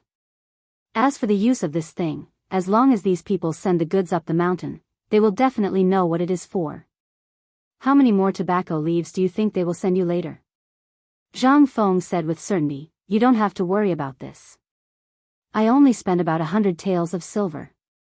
Even if it is more, Zhang Feng can still take it out. However, even if they know the use of this thing, so what? In this world, I, Zhang Feng, dare to say that other than me, no one wants it. Besides, even if they know the manufacturing method of cigarettes, but, Zhang Feng smiled slyly and said, you, old masterly, are also a wily old fox. Don't tell me you don't have this bit of business sense. Li Yuan laughed. He knew what kind of business this was. If he liked it, he only needed to send an edict to the king's tent. Would he dare to not give it? Li Yuan glanced at Zhang Feng and said, don't interrupt, kid. Let's talk about this first. Normally, even the cigarettes that we use are stolen. Why did you spend so much capital this time? Do you want to do something big? Li Yuan was too lazy to beat around the bush. Zhang Feng, this bastard, would definitely drag him into this.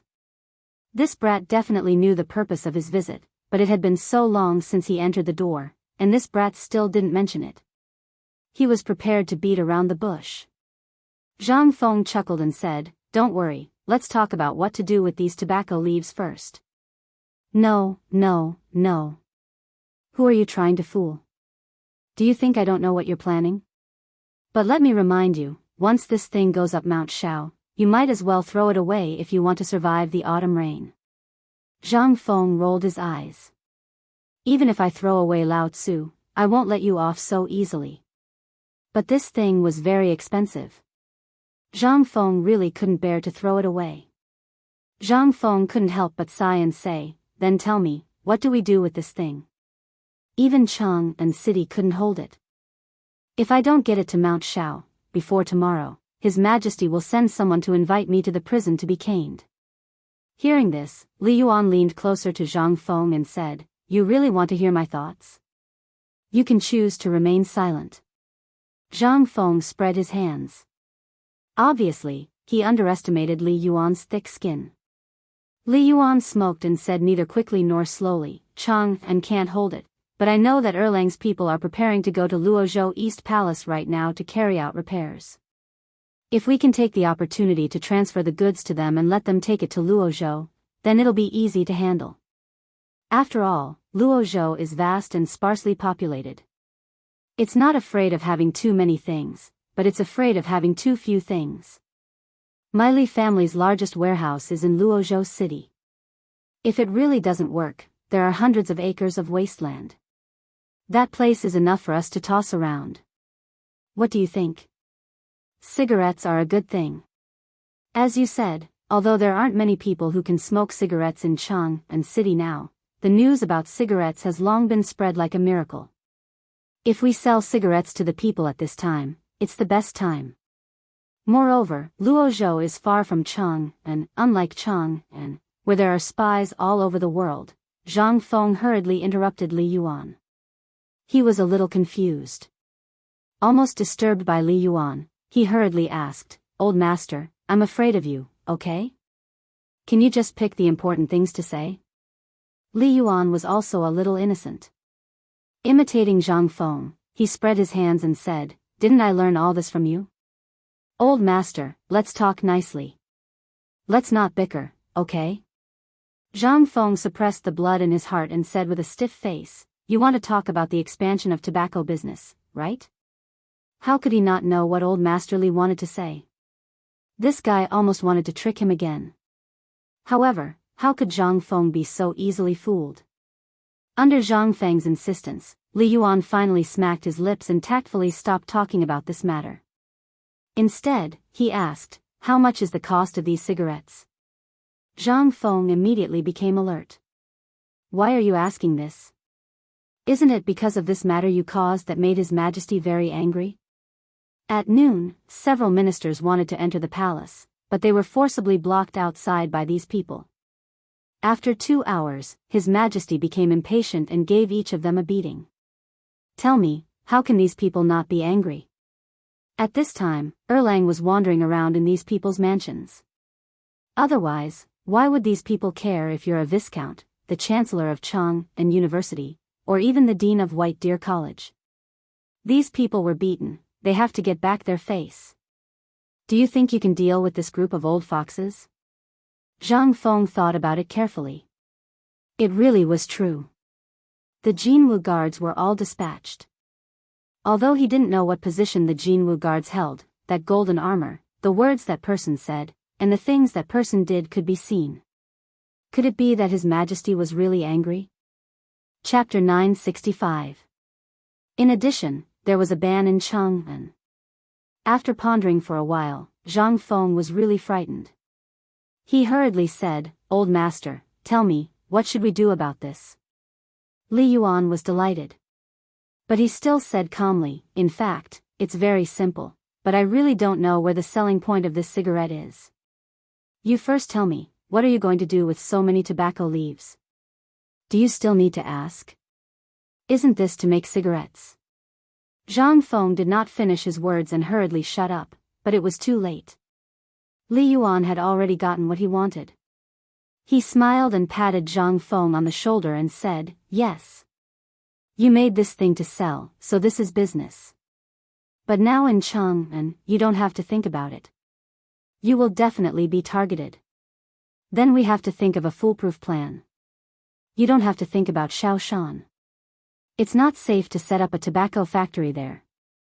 You said you opened an academy. What will others think if you do so many side businesses?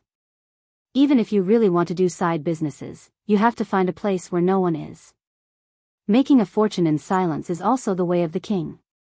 Otherwise, if you do it so ostentatiously, it will inevitably arouse the disgust of those ministers. At that time, don't say who you have a good relationship with, those people want to mess with you. Even the Lord Zhangsun can't wait by your side all day long. Don't you think this makes sense?" Well, Zhang Feng was really stunned. The current situation was unclear, and someone was secretly messing with him.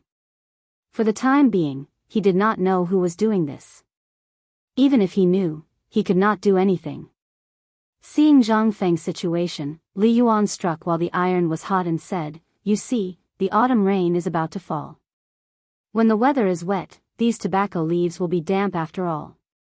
Once they are damp, do you think the taste of the tobacco will change? So, I think, with so many tobacco leaves, with your current manpower, even if you don't eat or sleep to make it, you can't finish it in a year. But there is such a big piece of meat in Chang'an City. Do you want to let it rot and not let these people eat it?" "Stop!"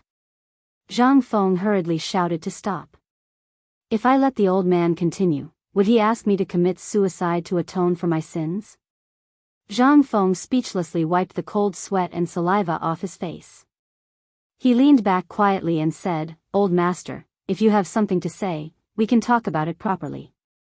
If you want to put the tobacco factory in Luozhou, then let it be in Luozhou. You have the final say, okay? As long as we split the profits 50-50, you can do whatever you want with the rest." When Li Yuan heard this, he smacked his lips in satisfaction. He deliberately took out Zhang Feng's flask from his bosom and drank a mouthful of wine in front of Zhang Feng. Zhang Feng gritted his teeth. But there was nothing he could do. After all, he didn't like to use things that had been used by others. At this time, after the matter was finalized, Li Yuan said earnestly, "Boy, don't think that you have suffered a loss.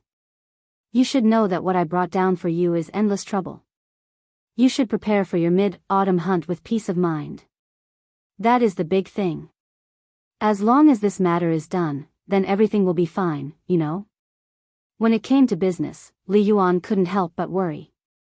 Boy, do you have confidence in this mid-autumn hunt? If it's really not possible, I'll find some connections for you. This mid-autumn hunt, he really couldn't help much. After all, there were some things that he could use the retired emperor, and even Li Shimin could use his connections. But this mid-autumn hunt and this mid-autumn poetry meet, they really couldn't intervene. At most, they could strictly guard against accidents. The key was still to see the strength of this mid-autumn hunt. To put it bluntly, if you didn't have the strength to prove your existence, even if you had more people to help, it would be useless. Zhang Feng waved his hand and said, "No need. If I can't even handle this matter, then wouldn't I, Zhang Feng, be too useless? Even if I become the champion of this mid-autumn hunt, what's the use? I, Zhang Feng, really don't care about this." Li Yuan smacked his lips and didn't say anything. He just gave a thumbs up. "Then I'll wait here for the sound of your triumphant return. By the way, I heard this morning that your basketball was rejected. Are you sure you don't need me to use my connections?" This matter was obviously targeted by someone. Otherwise, how could those people still make such a conclusion when they knew the magic of this basketball? The emergence of every new thing was bound to have endless people who wanted to drown this thing in the world of mortals.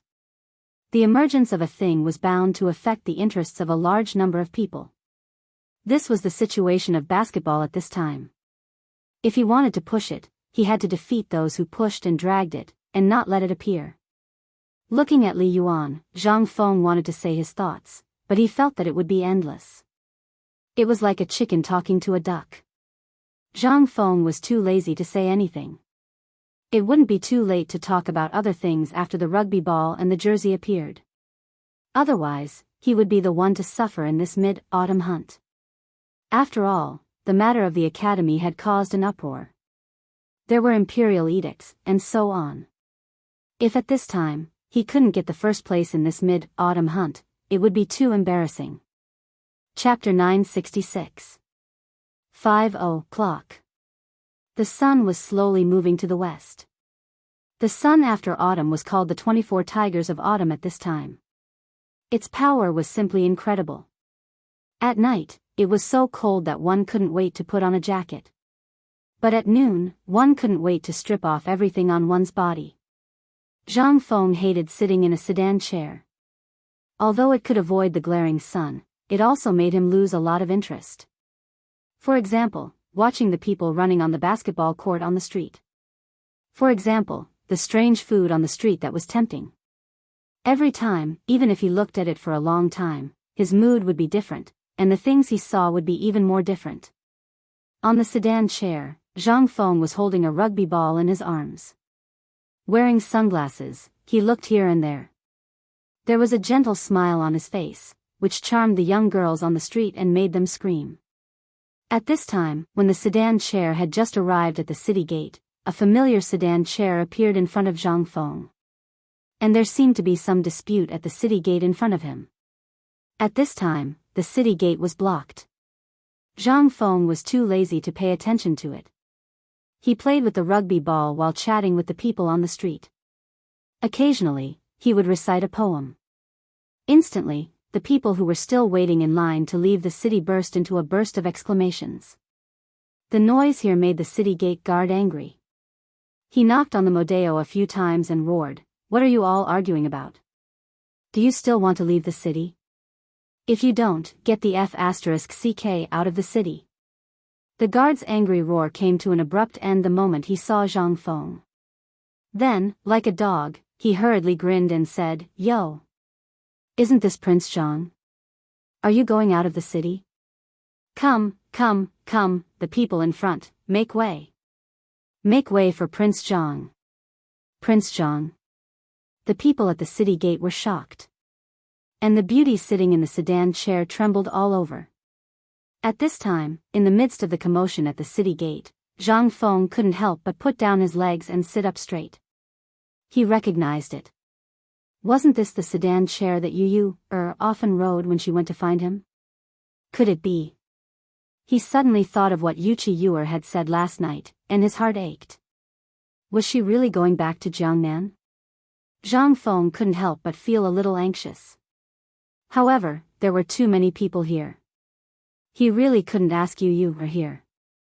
He could only helplessly urge the sedan bearers to quickly leave the city.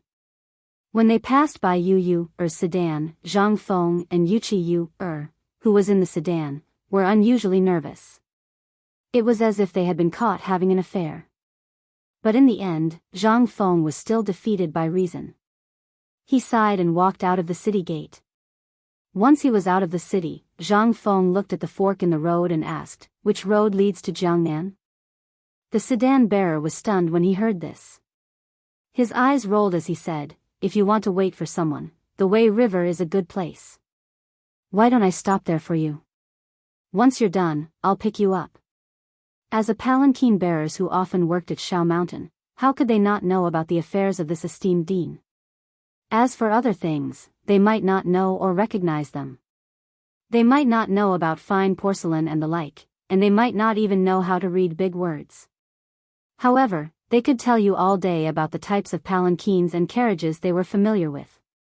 At this time, even if Zhang Feng didn't say anything, they all knew what Zhang Feng wanted to do.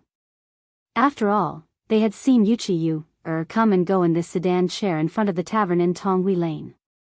Now that they saw Prince Zhang's expression, who didn't know what was going on, Zhang Feng couldn't help but blush when he heard this, tacitly agreeing with their words. After the Wei River stopped, Zhang Feng gave each of them a banknote. After the four left, he seriously looked at the Wei River in front of him. This was the historical location of the Wei River Alliance.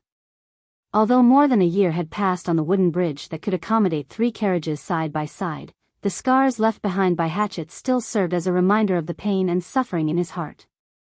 The turbid water beneath the bridge was mixed with tree branches that had been washed down from the depths of the Qinling Mountains. At this time, a faint fragrance caused Zhang Feng to turn around. But in the next moment, he couldn't help but fall into a daze. Behind him was the silhouette of the Qinling Mountains and Shao Mountain. Yuchi Yuer was wearing a pink muslin dress, her beautiful face tinged with sorrow. In his infatuation, Zhang Feng felt as if his heart had been ruthlessly hammered. "You're here?" Zhang Feng asked in a daze. Yuchi Yuer, on the other hand, smiled faintly. 2 drops of sparkling and translucent tears fell from her drooping eyes onto the bridge under Zhang Feng's feet. Yuchi Yu held back her tears. When she raised her head, although her eyes were still red, they had long since disappeared. "The wind is so strong today." Yuchi Yuer smiled and couldn't stop crying again. Zhang Feng's heart ached.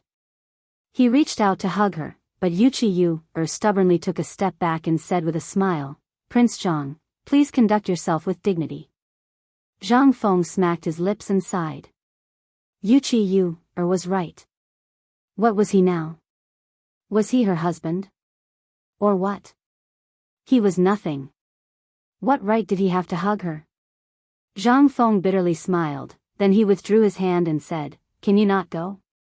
Old Master Li and the others here are no longer against you. You. No need. Chang'an isn't suitable for me. I'm a little tired. I want to go back and rest. I want to think about what happened during this period. When I've thought things through, or when you have a home of your own, you can come and fetch me on a palanquin." Chapter 967. Yuchi Yuer still left. Zhang Feng was a little disappointed. He didn't want the first woman of the Tang dynasty to get involved in his affairs. Yu was very smart. She should have known that he had met those nobles and the current crisis. She was also anxious because he had asked her to help him find out if there was any connection between the nobles in Jiangnan and the nobles in Shandong. Otherwise, she wouldn't have left so quietly without even giving him a hug. Zhang Feng stood on the bridge for a long time with a little heartache. The sun, from its dazzling color, hung over the top of the mountain and slowly set at the end of the Wei River between Mount Shao and Qinling. Only an incomparably gorgeous afterglow was left. "Young Master Zhang, shouldn't we go back?" At this time, the sedan bearer seemed to be impatient and came forward to ask hesitantly. Zhang Feng sighed and threw the cigarette butt in his hand into the Wei River. Finally, he took a look at Yu, who had disappeared into the boundless fog, and said lightly, "Wait for me. After I destroy the 5 families and 7 kingdoms, after I destroy these big families, Zhang Feng, swear to give you the most glorious wedding in the Tang dynasty." While Zhang Feng was murmuring in a low voice, Yu Qigong came over helplessly and stood beside Zhang Feng. After waving his hand to let the sedan bearer leave, he handed a cigarette to Zhang Feng and said, "Let's go. It's getting late. Do you think it's dangerous for her to go back this time?" Looking at Zhang Feng's back, Yu Qigong wanted to pat him on the shoulder, but this guy couldn't take a beating. He could only sigh and say, "No. After all, my cousin's family has some prestige in Jiangnan. I found dozens of retired soldiers and sent them to her. You don't have to worry about her safety. Laoli and the others have already arranged it. But since you don't want her to go, why don't you let her stay?" Zhang Feng smiled bitterly and patted Yu Qigong's shoulder. "Thanks, old Yu." As he slowly walked towards Yu Qigong's sedan, Zhang Feng said calmly, "There are many choices in a person's life. Some people choose to live peacefully, while others choose to protect. Let's go, old Yu. I respect her choice. I also believe that distance is not a problem. I understand her, and she understands me." Yu Qigong looked at Zhang Feng's back with a wry smile. He really couldn't understand how someone who liked to talk so much could attract so many women.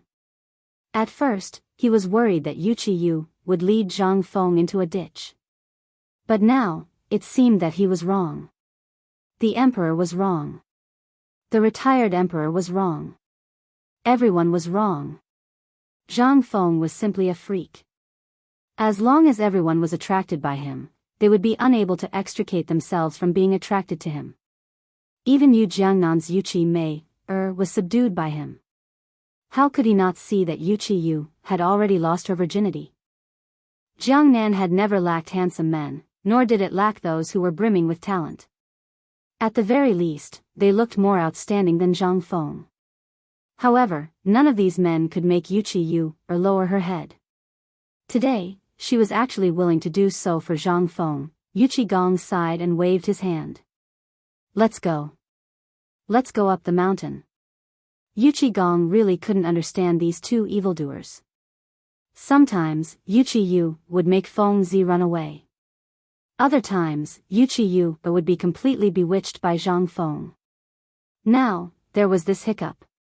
Not far away, in the darkness, Li Shimin lifted the curtains to the palanquin. After watching Zhang Feng leave, Empress Zhangsun said with reddened eyes, "Zhang Feng could have made you stay. Why did second brother stop me when I tried to persuade her to stay?" Li Shimin smiled faintly and waved his hand to indicate that they should return to the palace.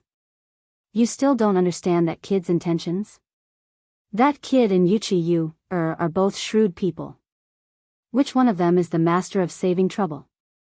Yu's return to Jiangnan must have something to do with what Zhang Feng has encountered recently. Zhang Sun Wugo was stunned. "Second brother, are you saying that is helping Zhang Feng find out about those landowning households?" Zhang Sun Wugo couldn't help but cover her mouth. Li Shimin nodded gravely. "If they don't put on a show for others to see, how will others believe that they have broken up? In this way, the landowning households in Shandong and Jiangnan will let down their guard, and will have more pursuers than before when she returns. So, Guanyin Maid, Zhang Feng and Yu do have feelings for each other. However, at this time, Yu should be a little more mature. Feng Zi is still a little impulsive, but this is also good. This show will be perfect." Hearing this, Zhang Sun Wugo exclaimed, "Could it be that all of this was done by you and father?" Li Shimin nodded. "There's also Yuqi. This idea was Yuqi's. Otherwise, it's just a woman. Do you think I'm so free to stop her and Feng Zi from having a good time?" At this time, Zhang Sun Wugo finally came to her senses and exclaimed, "Could it be that Yu did it on purpose?" Chapter 968. The next morning, Qing Chimo and the rest stood in front of Zhang Feng's wooden hut in fear, not daring to move an inch. Last night, after Zhang Feng returned to the mountain, everyone saw that his face was terrifyingly gloomy. Even Li Qingxian was scolded by Zhang Feng when he went up to ask. Then, he called everyone over and scolded them fiercely. After everyone recited the multiplication and division table and the book of songs outside his wooden hut, he asked them to scram. When he left, this fiend actually asked everyone to report at his door early in the morning, before the morning exercise. If he did not see anyone, they were to scram immediately. This time, everyone's hair stood on end. Even Qian Wanli, who had been taking care of the papermaking business, was captured. The dozen or so young men stared at each other, not knowing what was going on. In the end, they asked Yu Qigong, who only gave them a piece of advice. Do not provoke Zhang Feng. This time, everyone was restless. This morning, before the sun rose, the dozen or so people rushed into the kitchen to grab a big bowl of leftovers and rushed over. However, no one dared to be careless. Not to mention standing straight, they did not even dare to fart. This was because, according to old He from the kitchen, the light in Feng Zi's hut was on for the entire night. What did this mean? This meant that Feng Zi did not sleep for the entire night. Perhaps he was watching them through the crack of the door. And that damned Shiva was the person that everyone wanted to beat the most. If you asked him what he was, he would only say 2 words. Don't know. If you asked again, he would not even acknowledge you. Li Qingxian was so angry that he secretly kicked Qing Chimo and ordered him to beat Shiva up tonight. Just as everyone's legs turned to jelly and sweat appeared on their foreheads, the door finally opened. Once the door was opened, Zhang Feng's face was still gloomy. He stared at Shiva, who was squatting at the door, and said, "Have you prepared the armor I asked you to prepare?" "Ready. Ready." Zhang Feng nodded. "Get someone to bring it over." "Oh right, you go too." Shiva wanted to cry, but Li Qingxian and the others were roaring excitedly in their hearts. Delightful, truly delightful. Today, basketball, Chen Tiniu, Chong Zi, Idiot Wei, Yu Baolin, and Qian Wanli, you guys don't need to practice anymore. I'll teach you guys something new. As for the rest of you, I'll give you 10 days. If you can't produce the results I want before the mid-autumn hunt ends and the mid-autumn festival, I don't care who you are, all of you can scram. This time, Li Qingxian and the others exploded. They wanted to ask, but didn't dare to. His face flushed red. However, the hearts of Qing Chimo and the others sank to the bottom. They asked weakly, "Feng Zi." Cough, cough, Dean, what about us? He had known Zhang Feng for so long, but this was the first time he had seen Zhang Feng so angry. Li Qingxian and the others didn't know what Zhang Feng was trying to do. He asked Shiva to get the armor, and then kicked them out. This obviously didn't make sense. Zhang Feng didn't hide anything. When everyone was impatient, he said, "Do you see that thing?" When everyone heard this, they looked in the direction where Zhang Feng was pointing.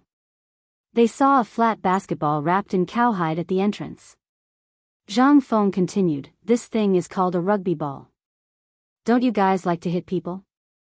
Okay, from today onwards, I'll join you guys. We'll practice to the death. You have to learn this thing before the mid-autumn hunt, which means in these 5 days. If you can't, the academy will be disbanded. Understand?" How could they not understand? They had to understand even if they didn't. They had no choice. If they didn't understand now, they would be courting death. As he spoke, Zhang Feng looked at the boxes of armor carried by the students. He pointed at everyone and said, "Come up, one for each of you. Put them on properly." Then, Zhang Feng rushed to the door and waved at Cripple Wang and the others who followed him up last night. Cripple Wang led his 30 or so veterans and hurriedly ran over information. This scene attracted the attention of all the imperial guards who were disguised as guards on Shao Mountain. It also made Qing Chimo, Li Qingxian, and the others feel alarmed. After all, the journey here wasn't far. In a few breaths, everyone arrived in front of Zhang Feng. Without waiting for Cripple Wang to introduce, Zhang Feng waved his hand and said, "You are all veterans. Naturally, you have a way to train people.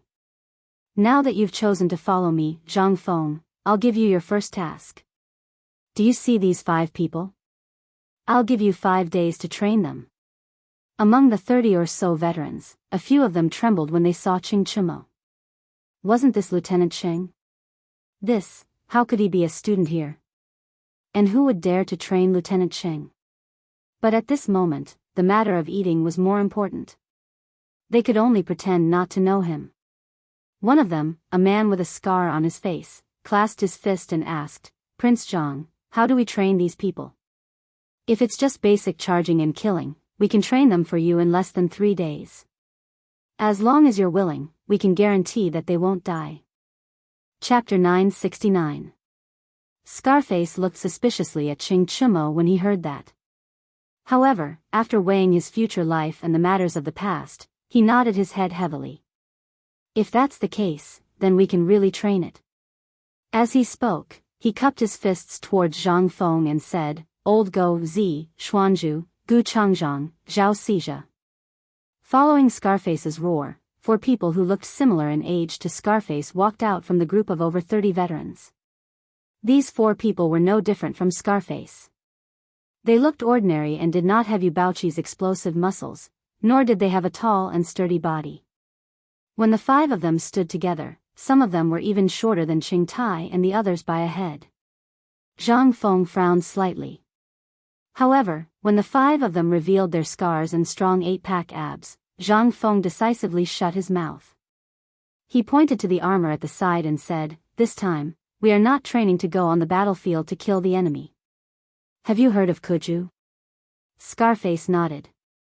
Zhang Feng asked again, "This time, we are using Kuju to train a new type of toy. You can casually bump into people on the field, but the only condition is that you are not allowed to hit people or kick their crotch. Whoever dares to hit people will be disqualified. Then, the field will be divided into 2 groups, the vanguard and the back line. As for the individual selection, we originally needed 15 people, but I only chose 10. As for the remaining people, you can find them yourselves. However, the only condition is that they must scratch, hit, or hammer. Once they do that, they will break the rules and will not be recruited in the future." Zhang Feng explained the rules of rugby 3 times intermittently. Only then did he explain the rules that were similar to rugby. He even personally went on the field to train for 2 hours. Only then did he leave after Yu Shernan's repeated calls. When he took off his protective armor, he rubbed his aching chest and stared at Scarface. "What is your name?" Scarface heard this and quickly took off his armor. "My name is Jia Daoran, Jia Daoran. Daoist Jia." Zhang Feng had always admired the naming system of the Tang dynasty, but this time, Zhang Feng was still amazed. He stared and asked, "None of you are called Du Zidong, right?" "Yes," a weak voice came out from the mouth of a man in armor. Zhang Feng rubbed his head and waved his hand, "Continue with the training." "Oh right, Daoist, let Ma Zhou take the rest of your brothers to my mansion. You will be in charge of everything in the mansion. Oh right, you have to pay more attention to the place where the 3 old men are. Without my permission, no one is allowed to enter." Qing Chimo and the others were already panting heavily, but when they heard Zhang Feng's words, their eyes instantly lit up. Ever since this grandson returned to the mountain, it was as if he had changed into a different person. Even a certain place in the resort was not allowed to enter. Could it be that he was hiding something that couldn't be seen? As soon as Zhang Feng left, Li Qingxian instantly screamed and took off the armor on his head. He lay on his back on the ground and wailed again and again. From last night until now, it was almost noon. How could anyone torture someone like this? They didn't know which careless man it was, but he actually took the armor of a general. The weight of the armor was about 25 kilograms. After this set of movements, everyone was already exhausted. At this time, Jia Daoran squatted beside Qing Chimo. Qing Chimo also knew what he meant. He glanced at the people playing basketball next to him and said, "Just call me Tainyo." On the mountain, everyone is equal. This time, Jia Daoran couldn't sit still. Although he had already known about this situation from Cripple Wang, now it seemed that he really didn't dare to believe it. After all, he had seen the son of the god of slaughter Qing Yaojin in the army. He couldn't help but sigh with emotion. Zhang Feng could actually train a good lunatic to be so docile. Then, I'll respectfully accept. Jia Daoran sighed and said, since the dean has asked me to train you, and it's in such a tight time, then don't blame me. I don't know what you were in the past, but now you only have one identity left. Either you're dead, or you're my soldiers. There are only two choices left. Either get lost now and be a rich second generation, or shut your mouth and do whatever I say. Damn you. You dare to open a dye house just because I gave you some color? Qing Chimo was furious. But Jia Daoran really misinterpreted his meaning.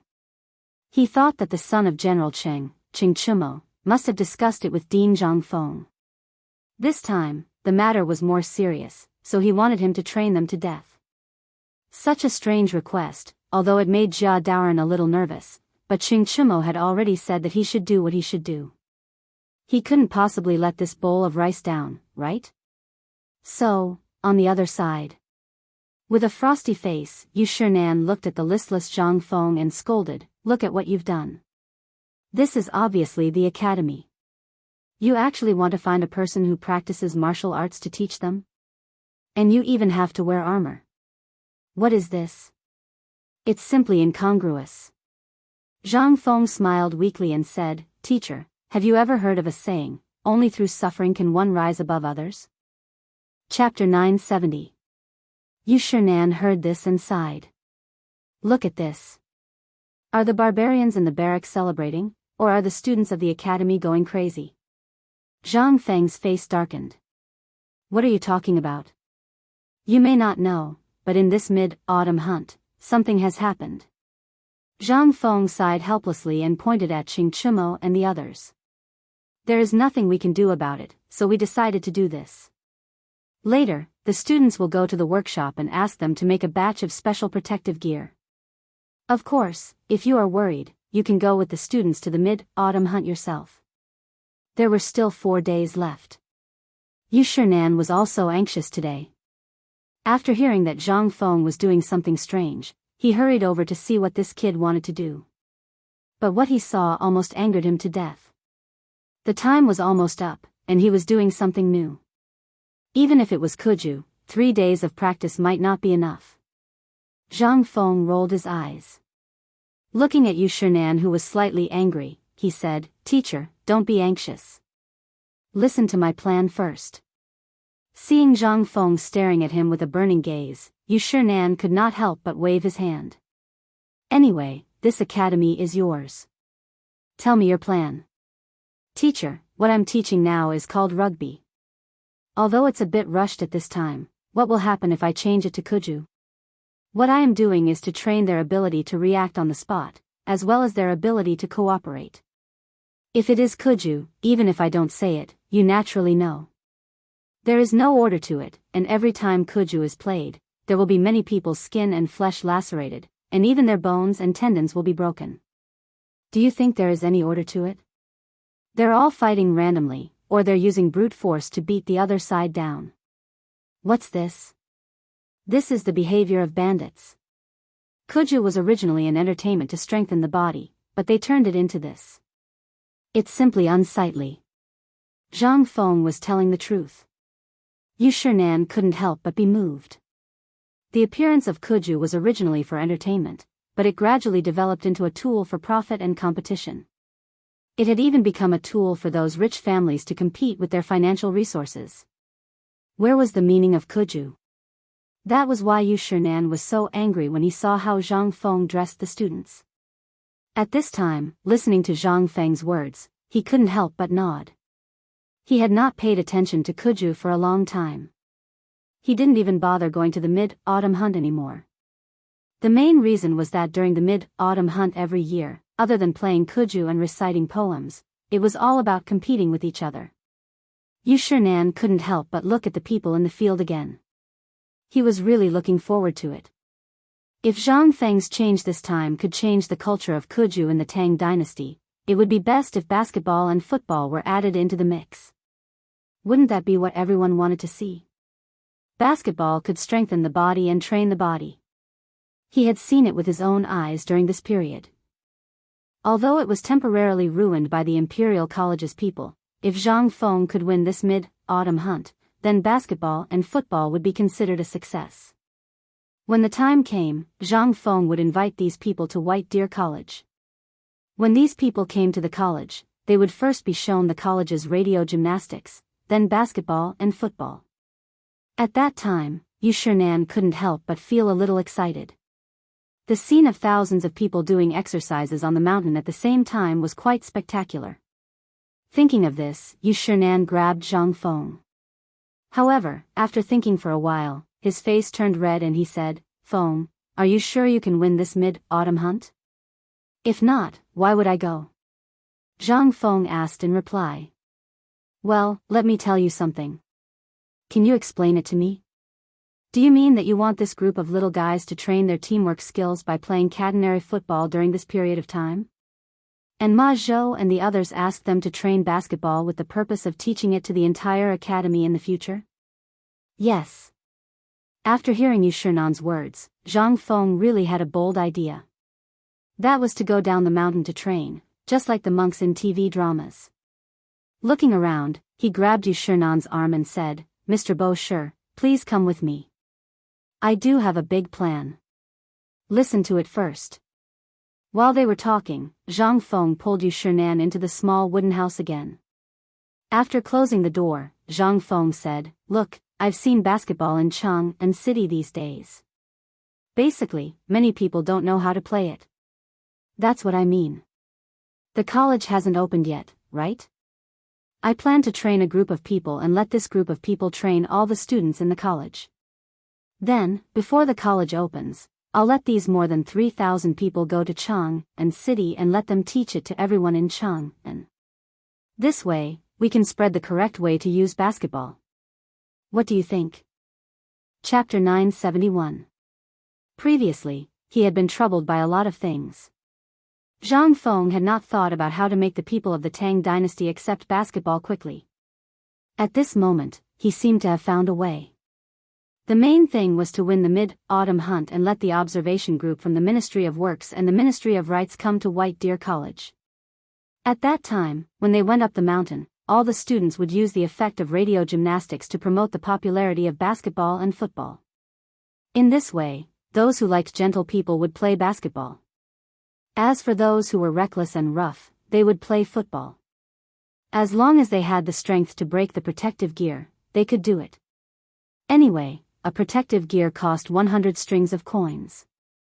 In this way, the business would be done. The popularity of basketball and football would not disappear because of the Ministry of Works and the Ministry of Rights' disapproval. Instead, it would increase greatly. "Mr. Bo Shi, I'm going to change all the teachers and students, as well as the teachers and students of Chang'an University, into a new style of school uniform. What do you think? If we're going to do it, we'll make it big. What do you think?" Yu Shinan narrowed his eyes and wandered around the living room for a long time.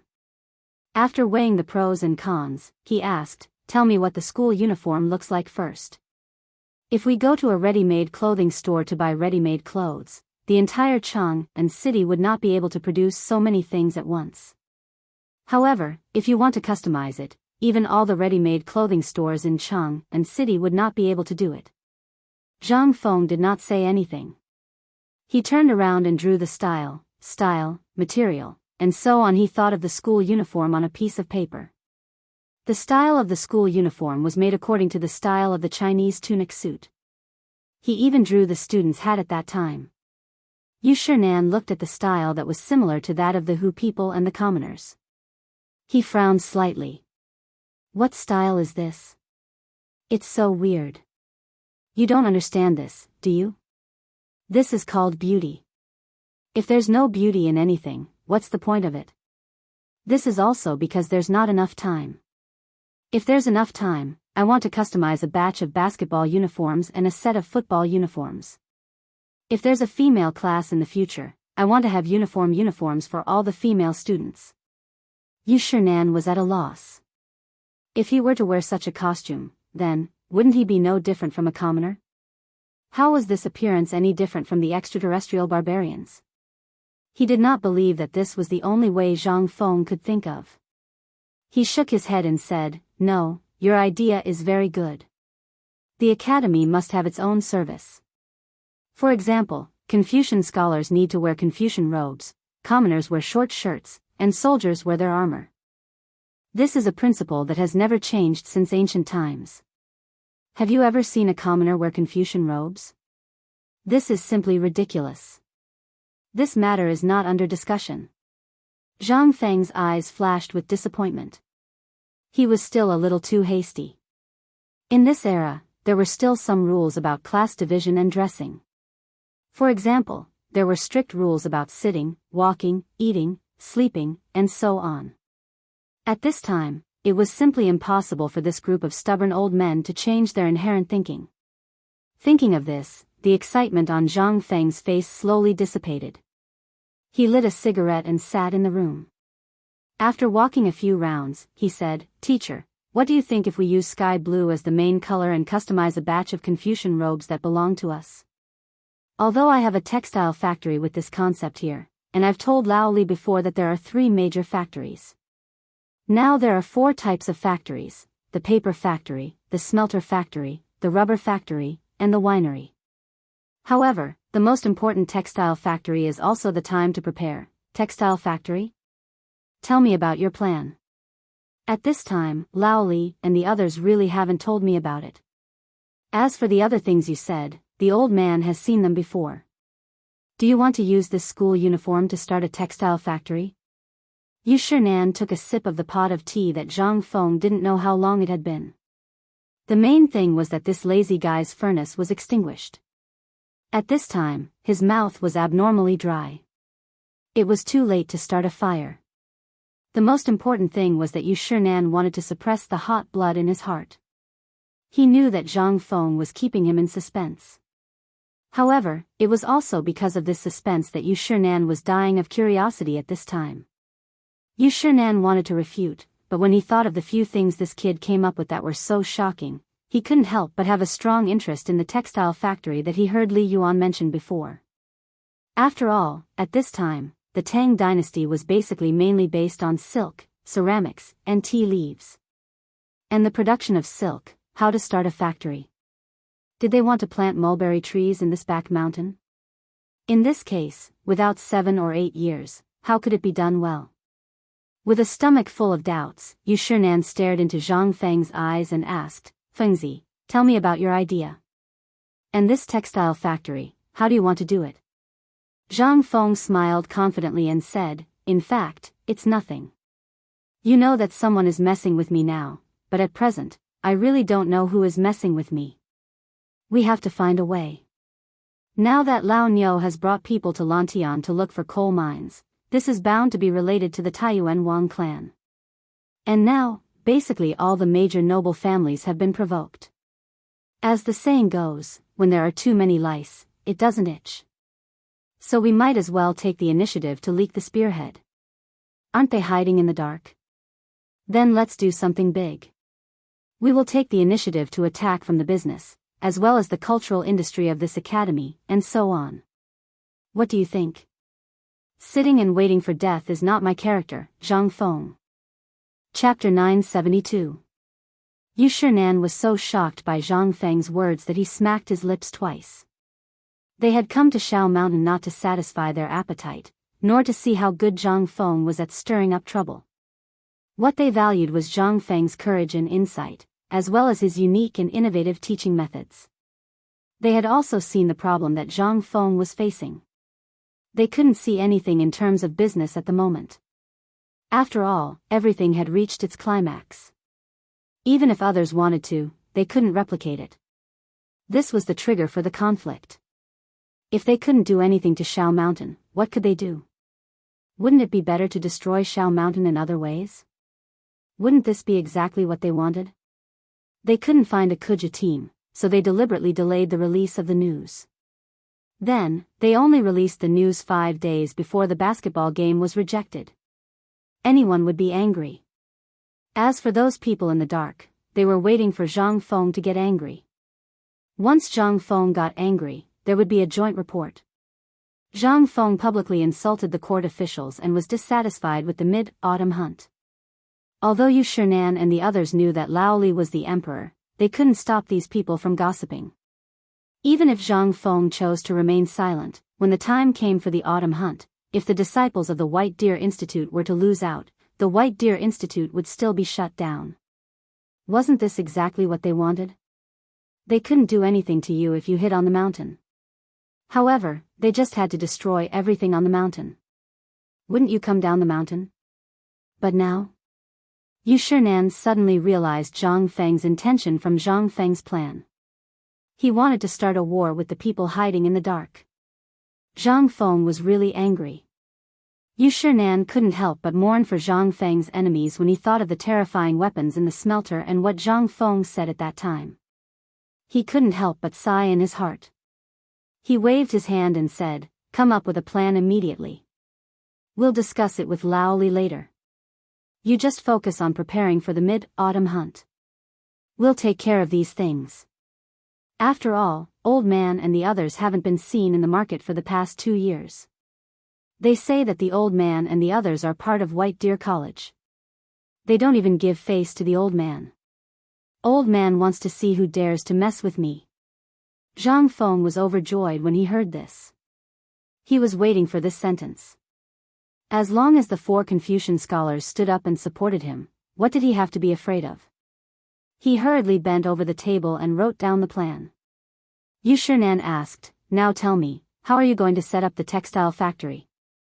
You can't possibly plant mulberry trees in the back of the mountain and wait 7 or 8 years before you start weaving, right?" I told Laoli about the textile factory. It's going to be built under the waterfall. We'll build a water wheel there and use the water wheel to drive the linkage. Then, we'll be able to operate hundreds of looms at the same time. Plus, we won't need many people to operate it. Yu Shinan wanted to say that it was a fantasy, but when he opened his mouth, he couldn't say anything. At this moment, Yu Qigong, who they thought had already left the mountain, suddenly shouted at the door. Zhang Feng was so scared that his hand trembled. A good piece of paper was basically scrapped. Zhang Feng complained with some annoyance, "Old Yu, can you King make a sound like thunder?"